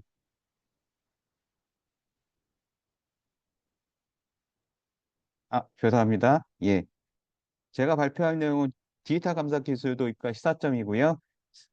먼저 디지털 감사 기술 전체적인 그 도입 현황 자체는 뭐 대형 회계법인이라든지 저희 회원분들이 실질적으로 제일 뭐 어떻게 보면 앞서 나갔다고 볼 수가 있겠고 많이들 그 연구 쪽을 많이 하실 거라고는 생각하는데 저는 이제 그 오늘 발표 중에서 그 실제로 이렇게 그 디지털 감사 기술이 도입될 수밖에 없는 현재 상황 자체에 대해서 조금 더 말씀을 드리고 그리고 지금 그 이제 우리 이제 감사 기준도 이제 개정이 될 텐데 최근에 이제 공개 초안 나와 있는 국제 감사 기준에도 이런 그 디지털 감사와 관련성이 높은 315번의 개정 공개 초안 한번 살펴보면서 이런 디지털 감사 기술이 왜 이제 그 이슈가 되는지에 대한 그 배경에 대한 거에 대한 것에 좀 초점을 맞추려고 합니다. 먼저 이제 공인회계사 시험제도 개선 방향은 많은 분들이 이제 내용을 그 실제로는 듣긴 하셨지만 구체적으로 어떻게 바뀌는지에 대해서는 저희 회원분들이 조금 어 뭐 저희 뭐 회원분들뿐만 아니라 이제 교수님들도 내용에 대해서 조금 이제 그 모르시는 분들도 계셔서 먼저 이제 공인회계사 시험이 내년에 어떻게 바뀔 것인지에 대해서 말씀을 드리자면 1차 이전에 이제 사전학점 이수제도라고 해서 현재 그 24학점을 이수를 해야 되는데 그중에 이제 경영학 9학점이 이제 6학점으로 줄어들고 그다음에 정보기술 3학점이 이제 추가가 됐습니다. 그러니까 당장 내년부터 시험을 보려면은 이 정보기술 3학점을 들어야 되는데 요거에 대해서는 이제 어떤 과목이 포함되어 있는지에 대해서는 제가 그, 그 슬라이드 후반부에 설명을 드리도록 하겠습니다. 그리고 이제 1차 시험에서 경영학이 100점이 80점을 줄어든 거는 아무래도 선수 과목에서 6학점으로 줄어든 것과 이제 궤를 같이 한다고 볼 수가 있겠고요.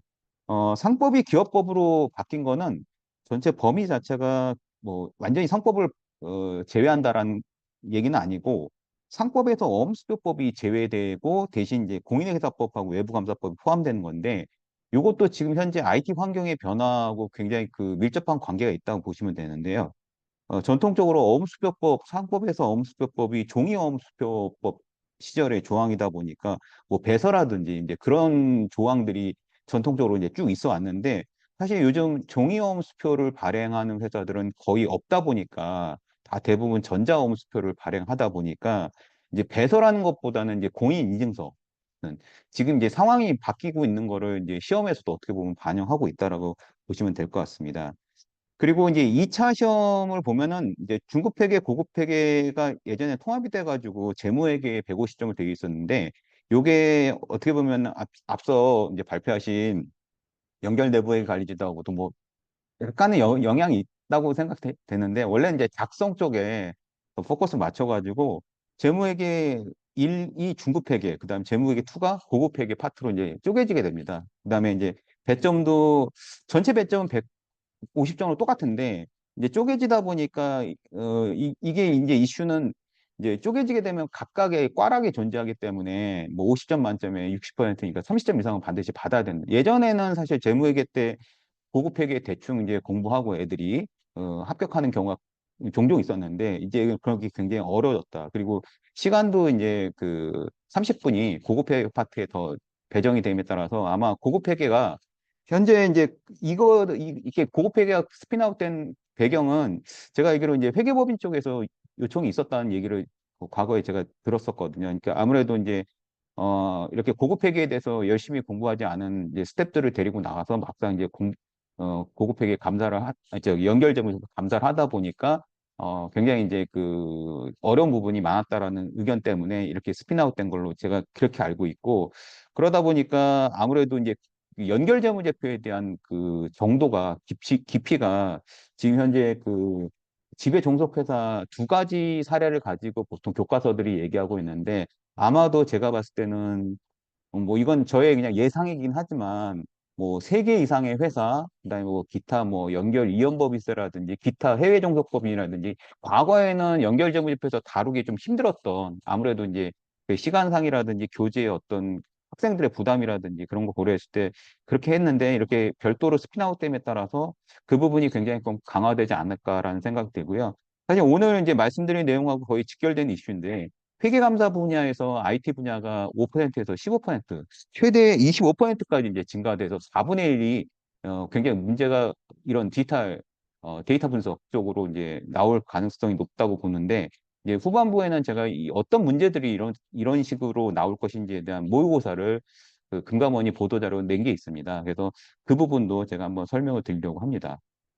이건 이제 앞서 정보기술 학점 이수 과목 중에서 제가 이제 파이썬, 주로 이제, 디지털 감사와 관련해서 사실은, 우리 회원분들이, 그러니까 죄송합니다. 그 공인회계사 회원분들에 대해서 제가 이제 교육을 하다 보니까 이제 디지털 감사와 관련돼서 몇 가지 이슈가 있는데 그 기존에 이제 그 상용 소프트웨어 뭐 예를 들어서 과거에 전통적으로 사용했던 뭐 ACL이라든지 아이디어라든지 최근에는 뭐 알터릭스라든지 그런 어떤 데이터 분석 툴을 이용해서 하는 부분이 필요하다고는 저도 생각이 드는데 현실적으로는 대용량 데이터라든지 어떤 처리 속도라든지 유저의 어떤 확장성 내가 분석하고 싶은 부분을 더 이제 디테일하게 내 자유자재로 분석하려고 한다면 결국 프로그래밍 언어에 대한 지식이 필요하지 않고서는 그 해결하기가 굉장히 어렵다는 것을 제가 교육 과정에서도 많이 느꼈고 그러다 보니까 이런 정보기술 학점 중에서도 제가 파이썬과 관련된 부분만 좀 발췌를 한 건 그 양해를 해주시고요. 사실 요거 말고도 지금 현재 그 금감원 보도자료에 나와 있는 이 정보기술 학점 이수 인정 과목으로는 한 900여 개가 있습니다. 근데 이 글 중에서 제가 가장 파이썬과 관련된 항목만 발췌를 한 거니까 뭐 그거는 이런 의미로 이해를 하시기 바랍니다.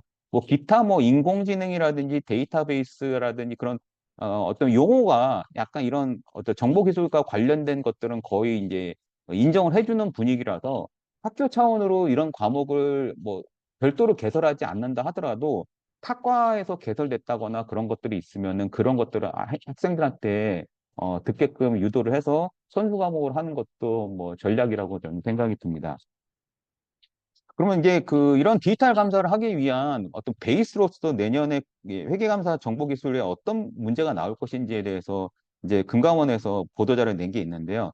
가장 주목해야 될 부분이 데이터베이스 용어와 관련된 부분을 숙지하도록 했습니다. 그러니까 보시면 뭐 관계형 데이터베이스다, 뭐 테이블이다, 행열이다. 우리가 그냥 기존에 알고는 있었지만 실제로 이게 어떻게 시험 범위에 나올 것인지에 대한 거는 조금 좀 의아하게 생각하실 수도 있는데 실제로 이런 문제가 나올 거다라고 해서 이제 공식적으로 내놓은 이제 자료라고 보시면 될 것 같고요. 뭐 데이터 타입이다, 도메인이다, 뭐 키다, 그다음에 키 중에서도 뭐 기본 키, 외래 키, 뭐 이런 것들은 기본적으로 이제 학생들이 다 알아야 된다라는 겁니다.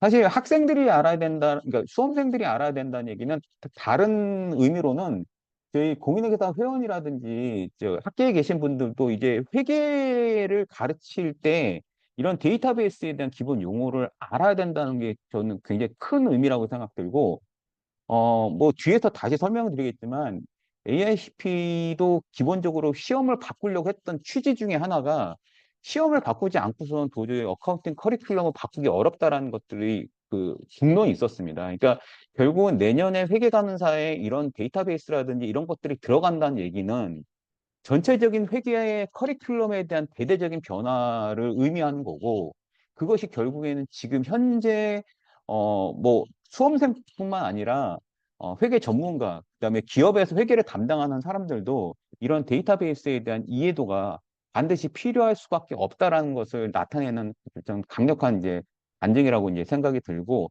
결국 그렇기 때문에 이런 키뿐만 아니라 데이터의 무결성 같은 것도 굉장히 강조를 하고 있습니다. 이런 것들이 나중에 감사를 할 때 굉장히 중요한 이슈가 되기 때문에요. 그다음에 뭐 조인이라든지 특히 이제 어떤 그 뒤에서 설명드렸지만 감사를 할 때 보통 데이터 감사를 할 때 저희가 이제 전통적이 아니라 이제 데이터 감사에서는 기본적으로 그 각 테이블마다 어떤 그 미스매치가 된다든지 누락이 됐다라든지 그런 거에 대한 검토를 중점적으로 할 수밖에 없는데 그 중에 하나가 실무에서 많이 이루어지는 3웨이 매치. 그러니까 예를 들어서 퍼처스 오더, 그러니까 구매 주문하고 그다음에 송장, 출고, 그다음에 제너럴 레저에 연결하는 그 과정 자체를 하나하나 레퍼런스를 해가지고 조인을 걸어서 어, 그 일치가 하는지 이제 그런 것들을 보는 것이 어떻게 보면 가장 어떤 확실한 그 기법이라고 볼 수가 있는데 그런 거에 대해서 공식적으로 이제 시험을 내겠다라는 것이 이제 굉장히 큰 의미라고 볼 수가 있겠고요. 이제 모의고사 중에서 가장 대표적인 거 하나만 이제 보여드리려고 하는데 이제 첫 번째 문제는 뭐냐면은 어떤 회계사가 비상장 회사를 감사를 하고 있는데 이런 두 개의 테이블을 받았다는 가정하에 문제를 내고 있습니다. 그래서 첫 번째 테이블은 이제 공급업체 테이블이고요. 두 번째 테이블은 구매거래 테이블입니다. 각각에 대해서 뭐 기본키라는 어떤 컨셉을 앞에서 용어에서 이제 나온다고 했기 때문에 기본키는 이제 뭐 공급업체 코드 같은 경우에는 공급업체 테이블에서는 이쪽 공급업체 코드가 기본키가 되어 있고요. 구매거래 테이블 같은 경우에는 이쪽에 구매거래 번호가 기본키가 되고 공급업체 코드 이쪽에 나온 공급업체 코드는 요 공급업체 테이블에서 요게 이제 외래키로 이제 온다는 겁니다. 그래서 문제를 보면은 뭐 기본키와 외래키에 대한 개념에 대해서 각각 서술하죠. 사실 이 경우는 어떻게 보면 가장 기본적인 문제니까 뭐 어떻게 보면 굉장히 간단한 문제라고 볼 수가 있는데 뭐 이런 것도 문제에 나올 수가 있다라는 거고요. 중요한 거는 사실 이 물은 2번인데, 뭐, 기획에서는 상기 데이터를 검토한 후 관계형 데이터베이스 관점에서 데이터에 문제점이 있는 것을 판단했다. 기획에서의 판단은 무엇인지 서술하시오. 그래서 정답을 보면은, 기본 키인 공급업체 코드에 동일한 값이 중복된다. 무슨 얘기냐면은, 여기 이제 100으로 보시면은, 똑같은 100인데, 이게 그 중복이 되는데 다른 업체가 들어간 것을 볼 수가 있습니다. 이런 경우는 실제 이런 데이터가 들어가 있으면 굉장히 큰 이제 문제가 될 수가 있겠죠. 두 번째는 이제 공급업체 구매거래 번호 P1007이 공급업체 테이블에 존재하지 않는다. 요거는 이제 이게 쭉 보시면은 여기 S1007이 나오는데 이게 외래키니까 이쪽에서 와야 되는데 여기는 S1007이 없습니다. 실제 이렇게 데이터를 속칭 낑겨 넣게 되면은 이거는 그 내부에게 어떤 모니터링이 전혀 안 된다라는 거로 이해할 수밖에 없기 때문에 굉장히 그 아주 시리어스한 리스크죠. 이제 이렇게 되면은 이 회사의 내부에게 관리제도 전체에 대한 어떤 의견에도 영향을 줄 수 있는 굉장히 크리티컬한 리스크이기 때문에 뭐 이런 부분에 대해서 이런 것을 물어보는 문제가 내년에 나올 수 있다라는 겁니다. 그러니까 저는 이 문제가 시사하는 거는 단순히 학생들이 이걸 봤을 때 뭐 생소하니까 뭐 당황스럽다라는 그런 것뿐만 아니라 실무적으로도 이렇게 데이터베이스에 대한 감사를 할 수가 있어야 된다라는 의미로서 저는 굉장히 그 큰 의미가 있다고 생각 들거든요. 결국 그 얘기는 디지털 감사라는 것도 결국에는 어, 많은 분들이 의견이 좀 다를 수도 있다고는 생각되지만 데이터베이스를 떼고서는 사실상 디지털 감사는 저는 뭐 속칭 뭐 OCR이다 뭐 예를 들어서 다른 데이터를 가지고 예를 들어서 뭐 RPA다 다 좋은데 기본적으로 감사인이 그 어떤 회계 데이터를 가지고 분석할 때 데이터베이스는 가장 기본적인 데이터고 어떻게 보면 가장 확실한 데이터이기 때문에 이것에 대한 이해가 없이는 사실상 디지털 감사는 또는 이제 특징, 그 중요한 게 다 빠져 있는 거라고 생각이 듭니다. 그래서 결국에는 이제 데이터 분석 문제에 이런 것들이 포함됐다라고 저는 개인적으로 이제 생각이 듭니다. 뭐 나머지 문제에 대해서는 제가 뭐 시간 관계상 패스를 하고요. 음, AICPA는 그럼 어떻게 돼 있냐? AICPA는 우리보다 훨씬 더 데이터 어널리틱스에 대해서 우리는 이제 회계감사의 어떤 2차 과목으로서 좀 이제 그 방점이 찍혀 있는데 AICPA 같은 경우에는 최근에 이제 교재를 살펴보면은 전체적으로 데이터 어널리틱스에 대해서 이렇게 쭉 그러니까 모든 과목이 이렇게 스며들어가 있는 식으로 굉장히 이렇게 어떻게 보면 우리보다는 훨씬 더 그 범위가 이제 넓다라고 볼 수가 있겠고요. 뭐 당연히 이쪽도 릴레이셔널 데이터베이스 컴포넌트 해가지고 데이터베이스에 대한 강조를 굉장히 하고 있습니다. 그다음 뭐 기타 뭐 데이터 어널리틱 테크닉이라든지 비주얼라이제이션에도 얘기를 하고 있고요. 뭐 기타 뭐 이런 뭐 데이터 추출, 변환, 로드 이런 거에 대해서도 이제 얘기를 하고 있고, 그리고 뭐 데이터 추출할 때 주의해야 할 점, 그리고 뭐 데이터의 뭐 스트럭처, 뭐 구조 데이터냐, 반구조 데이터냐, 뭐 비구조적 데이터냐 이런 얘기도 이제 얘기를 하고 있습니다. 전체적으로 봤을 때 우리보다 훨씬 더 디테일하게 들어간 것 같은데 막상 또 문제를 보면은 보시는 바와 같이 이렇게 차트 주고 뭐이 중에서 뭐 줄라이에 뭐 왜 줄어들었니 뭐 이런 식의 약간 뭐 스토리텔링 뭐 소설식으로 아무래도 이쪽도 아직 경험이 많지 않다 보니까 문제 수준으로 봤을 때는 금융감독원 문제보다는 조금 떨어지는 수준입니다. 그래서 전체적으로 봤을 때는 체계는 좀 약간 우리보다 조금 잡혀 있다라고 볼 수 있는데 문제 자체는 오히려 우리가 훨씬 더 높은 수준이다라고 볼 수가 있겠습니다. 그다음에 이제 이런 디지털 감사가 필요할 수밖에 없는 가장 이제 최근에 감사 기준 315번의 개정 공개 초안이 나왔는데 요거는 이제 그 기본적으로 그, 그 중요 왜곡 표시 위험에 대한 식별과 평가입니다. 그래서 내용을 보면은 뭐 과거에는 사실 뭐 맥락상으로는 이런 비슷한 것들이 과거에도 들어갔다라고 볼 수가 있는데 새로운 기준서에서는 조금 더 예시라고 해서 조금 디테일하게 이런 것들을 얘기하고 있습니다. 그래서 뭐 예를 들어서 위험 평가 절차로 수행되는 분석적 절차에는 뭐 매출액과 판매장 면적, 판매량 이런 거에 대한 것들을 해서 뭐 예를 들어서 리그레션을 돌린다 뭐 등등 이런 것들이 이제 포함이 되고요. 공식적으로 자동화된 도구와 기법. 원문에서는 Automated Tools and Technique이라는 표현을 쓰고 있는데, 자동화된 도구와 기법을 공식적인 용어로 쓰고 있습니다. 이게 저는 이제 굉장히 큰 변화라고 볼 수가 있겠고요. 뭐 스프레드시트를 이용해서 뭐 시각화 기법을 이용해서 이런 것들이 이제 예전에 감사 기준에서는 이 정도로 이제 디테일하게 나오진 않았는데 이런 것들이 이제 공식적으로 나오기 시작했다라는 겁니다. 뭐 심지어 이제 드론 같은 것들을 뭐 재고 실사할 때 드론 띄워가지고 뭐 한다든지 기타 뭐 조직 구조 또는 기업이 사업을 수행한 당사자들에 대한 정보를 입수할 수 있다. 그래서 이런 것들을 자동화된 도구와 기법을 통해서 이제 캐치를 할 수 있다라는 식으로 이제 자동화된 도구와 기법을 굉장히 강조를 하고 있습니다. 그래서 뭐 여기도 보시면은 이제 그 모집단을 추적한다는 이 표현이 들어가는데 이게 이제 사실 전통적인 샘플링 기법하고 이제 약간 결이 다르다고 이해하시면 될 것 같은데 아무래도 이제 그런 어떤 프로그래밍 랭귀지라든지 어떤 데이터 툴을 이용하게 되면은 전수 모집단에 대한 추적이 충분히 이제 가능하기 때문에 이제 감사 기준에서도 이제 전체 모집단의 추적이라는 표현 자체가 이제 어 중간중간마다 계속 이제 나옴에 따라서 저는 이제 샘플링이 그렇다고 필요하지는 않은 건 아닌데 이제 전체 모집단에 대한 분석 자체가 이제는 이런 툴들을 이용해서 조금 더 일반화될 수 있을 것 같다라는 생각을 하고 있습니다. 뭐 기타 뭐 분기에 대한 통제 사실 이제 분기에 대한 통제는 지금도 이제 뭐 회계법인에서 많이 쓰고 있는 저널 엔트리 테스트라든지 그런 거하고 맥락을 같이 하는데 공식적으로 분기에 대한 통제 같은 것들이 이제 그 공개 초안이 들어갔다는 얘기고요. 사실 공개 초안이라고 해도 이거는 어디까지나 국제감사 기준은 이미 개정이 된 거고 우리가 이제 이걸 받아들일 거냐 말 것이냐의 공개 초안이기 때문에 이 공개 초안이 쓸 거다. 이제 그러지는 않을 것 같다라고 생각이 듭니다. 뭐 기타 뭐 이런 내용들이 이제 쭉 들어가 있고요.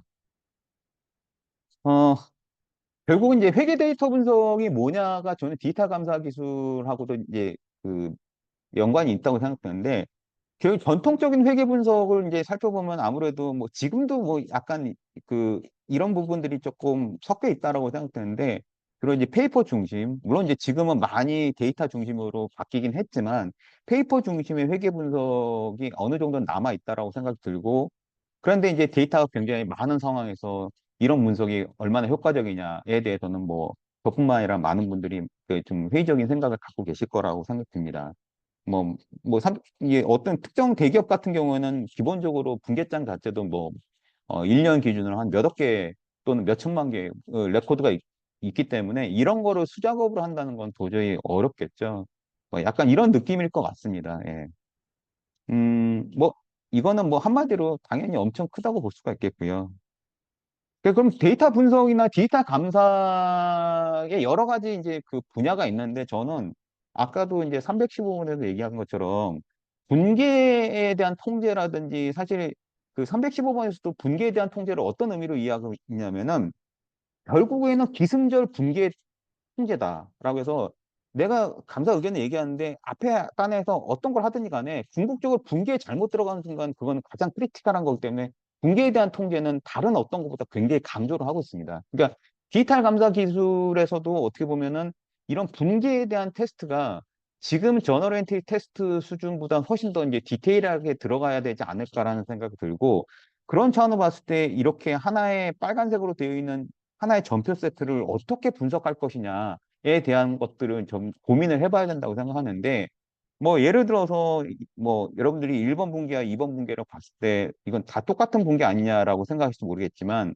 이게 차변과 대변이 다름으로 인해서 1번 분기와 2번 분기는 패턴이 다르다라는 거는 회계 전문가 또는 회계를 조금이라도 배워보신 분들은 아실 수 있을 거라고 생각되는데, 그럼 이 패턴을 어떻게 구분할 것이냐에 대한 얘기는 당연히 감사 기준은 없죠.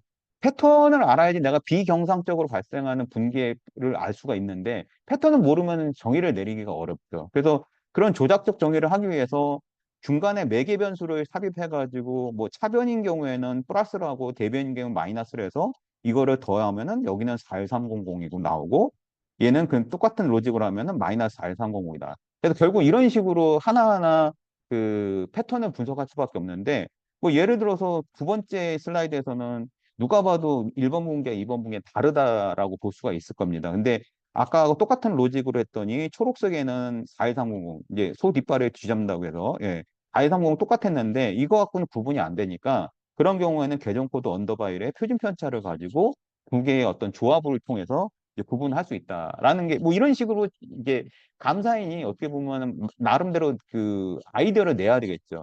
이런 것들이 필요하다는 것이 결국 앞에서 설명드린 바와 같이 내년에 그 출제한다는 그 데이터베이스 요 부분에서도 데이터 타입, 내가 기본적으로 아까 매개 변수에다 곱하기 마이너스를 했을 때 그 하변되면 마이너스가 바뀔 수 있다라는 얘기는 그 매개 그 컬럼이 정수라는 전제가 필요합니다. 그러니까 이제 이런 데이터 타입에 대해서도 이제 회계를 하는 사람들이 이 뭐 이게 내 일이 아니다라고 볼 수가 없다라는 거죠. 그러니까 이런 데이터 타입도 우리가 이해를 해야지.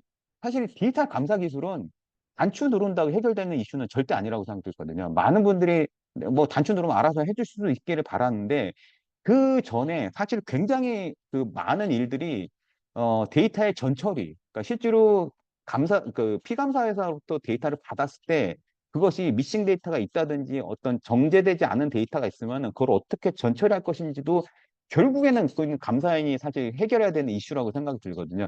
그런 부분에 대해서도 우리는 이제 이 본격적으로 고민을 해야 된다라는 생각을 합니다. 마지막으로 이제 그 저희 공인회계 사회에서는 이런 것들을 좀 해결하기 위해서 현재 지금 재무 빅데이터 분석사 시험을 운영하고 있고요. 지난 2023년 1월부터 저희가 그이 시험을 하고 있는데, 시험 과목으로는 뭐 공교롭게 데이터베이스가 들어가고요. 기초 통계, 그다음에 파이썬, 그다음에 파이썬으로 만들어진 데이터 분석 소프트웨어를 프로디스의 실무 활용 능력을 검증하고 있고, 그다음에 기초 회계 지식도 저희가 포함을 시키고 있습니다.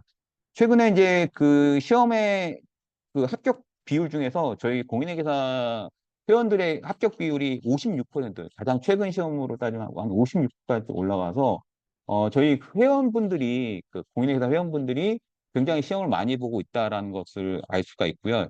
그리고 이제 점점 학계나 대학생분들도 시험을 많이 보는 거를 저희가 그 알 수가 있고, 그러니까 이렇게 시험을 많이 보는 어떤 경향이 제가 봤을 때는 데이터 분석에 대한 실질적인 관심과 교육이 이제 필요한 시기가 왔구나. 그러니까 디지털 감사를 하기 위해서는 저는 기본적으로 갖춰야 될 가장 큰 소양은 데이터 분석에 대한 기초 소양. 그거에 어떻게 베이스가 되는 거는 저는 데이터 분석, 데이터베이스와 그거를 해결할 수 있는 데이터 분석 툴.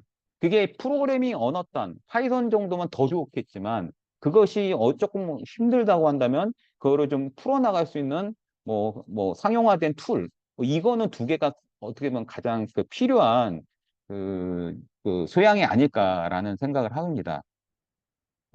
최근에 제가 특정회계법인 해서 죄송한데 신입 공인회계사들 이제 그 우대 현황에도 보면 이제 파이썬 가능자 같은 것들을 우대하기 시작했다는 것이 저는 개인적으로 이게 시사하는 바가 굉장히 크고 디지털 감사 기술의 도입에 굉장히 저는 이제 이런 것들이 하나의 좋은 신호라고 생각이 듭니다.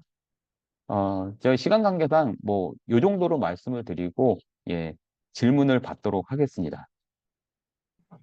그러면 우리 그 본부장님께서 저기 FDA 소개하시면서 제가 얼마 전에 이제 FDA 시험에서 최고령 합격자가 이제 돼서 한국공인회계사에 제가 그 합격 수기도 보냈다는 말씀은 안 하시네요. 음. 예, 죄송합니다. 예. 네네네. 아니 그래서 저도 문의하긴 하지만 우리가 지금 디지털 감사를 할 때 지금 꼭 필요한 우리 디지털에 대한 지식이나 그 어떤 그 우리가 이제 배워야 될 그 프로그램이 제가 보기는 엑셀이 그 데이터베이스에 있는 모든 자료를 가져올 수 없기 때문에 일단 파이썬을 기본으로 해서 SQL과 그다음에 이제 우리가 이제 테이블을 만들기 위한 넘파이, 판다스 그리고 이제 그걸 가져오면 그걸 가지고 이제 프로디스를 적용할 수 있는 이 정도를 우리가 그 좀 그 배워야지 이제 디지털 감사를 실제적으로 적용을 할 수 있을 것 같아요. 부모님 어떻게 생각하십니까? 또 더 배워야 될 부분이 있나요? 어, 뭐, 저는 솔직히 말씀드리면은, 제가 저희 공인회계사 회원분들 파이썬 교육도 자주 하는 편이고 하는데, 어, 엑셀만을 이용해서 분석하는 거는 저는 약간 이제 그 조금 추세에 안 맞다고 생각되고, 일단 기본적으로 엑셀은 다들 아시겠지만, 100만 레코드 이상으로는 임포트하면 하나의 시트에서 잘리기 때문에, 빅데이터, 웬만한 회사, 상장 회사 그 분계장을 임포트해도 하나의 시트에서 분석하는 건 굉장히 어렵다고 생각들고, 그리고 이제 점점 저는 이제 그 파이썬에 대한 어떤 많은 분들의 질문들이 있으신데요. 내가 도대체 파이썬을 배울 필요가 있냐? 이게 어떻게 보면 저는 이제 조금 패러다임이 바뀌어야 된다고 생각하는 게, 그러니까 대형 회계법인 입장에서 봤을 때는 아무래도 이런 어떤 데이터 분석하는 전문 팀들이 있다 보니까 일단 그 안에서는 그런 필요성을 상대적으로 느끼기 쉽지 않다는 거는 동의를 합니다만, 이제 중견 중소로 나오고 실제로 이제 대형 회계법에서 나오게 되면은 결국은 본인이 이런 데이터 분석을 하지 않으면 아무도 이거 도와주는 분들이 없을 것 같다는 생각이 들거든요. 실제로 그렇고. 예. 그리고 파이썬이 여러분들이 생각하시는 것보다 그렇게 정말 진입 장벽이 높은 거냐? 저는 좀 그렇게 거기다 반문을 제기하고 싶은 게 뭐냐면은 최근에 생성형 AI 챗GPT다 클로드다 이런 것도 무료 버전으로 가지고도 어느 정도 일정 수준의 파이썬 지식을 올리는 데는 정말 저는 진입 장벽이 예전에 비해서는 많이 줄어들었다고 생각합니다. 그러니까 지금부터는 솔직히 코드 배우는 게 어려워요는 솔직히 저는 핑계라고 생각들고 지금은 챗GPT가 너무너무 잘 가르쳐 주기 때문에 마음만 먹으면 그게 어느 정도는 그 진입 장벽이 굉장히 낮아졌다고 생각 들어서 지금이 저는 굉장히 좋은 시기라고 생각되고 무엇보다 저는 개인적으로는 인게이지먼트 팀이 이런 디지털 감사와 관련된 노하우를 가능한 한 그 내부에서 좀 쌓아줘야 된다고 생각들거든요. 대부분 인게이지먼트 팀이 이 그 감사와 관련된 데이터의 컨피덴셜리티 때문에 뭐 그 대앱이라는 성격 때문에 쉐어도 뭐 어렵다라는 건 인정을 합니다. 인정하는데 그 펌 차원으로는 도대체 내가 실제로 페이퍼 웍상으로 나온 것과 기타상으로 감사했을 때 이 나오는 것들의 접목점. 그러니까 예를 들어서 그 실제로 페이퍼를 했을 때 이게 디지털 쪽에서는 어떻게 나올 수가 있는가에 대한 링크가 없으면은 저는 계속 그게 따로 갈 거라고 생각이 들거든요. 그러니까 법인에서는 내부적으로 컨피덴셜리티를 유지하면서도 우리가 실제로 페이퍼상에서 감사했을 때와 이거 디지털 이걸 접목했을 때 어떤 부분이 페이퍼를 했을 때 이게 징후가 보이는지에 대한 그 노하우를 계속 쌓아나가야 되지만 쌓아나가야만 전 진정한 디지털 감사 기술이 나올 거라고 생각 들고 그냥 일회성 내가 뭐 OCR을 긁어서 계약서를 읽어가지고 얘가 뭐 IFR 16번상 금융 리스냐 뭐 운용 리스냐 이렇게 판단해 주는 거는 저는 굉장히 그 스파성이라고 생각 들거든요. 그러니까 이게 내부적으로 데이터가 쌓여 나가야지만 저는 디지털 감사 쪽으로 나갈 수 있는 베이스가 되는 거지. 그냥 한 사람 한 사람만의 효율성, 생산성을 높여주는 거는 그거는 저는 개인적으로 진정한 디지털 감사 기술이라고 저는 개인적으로 생각하지는 않습니다. 예. 네, 감사합니다. 그 시간 김태식 본부장님 수고 많이 하셨습니다.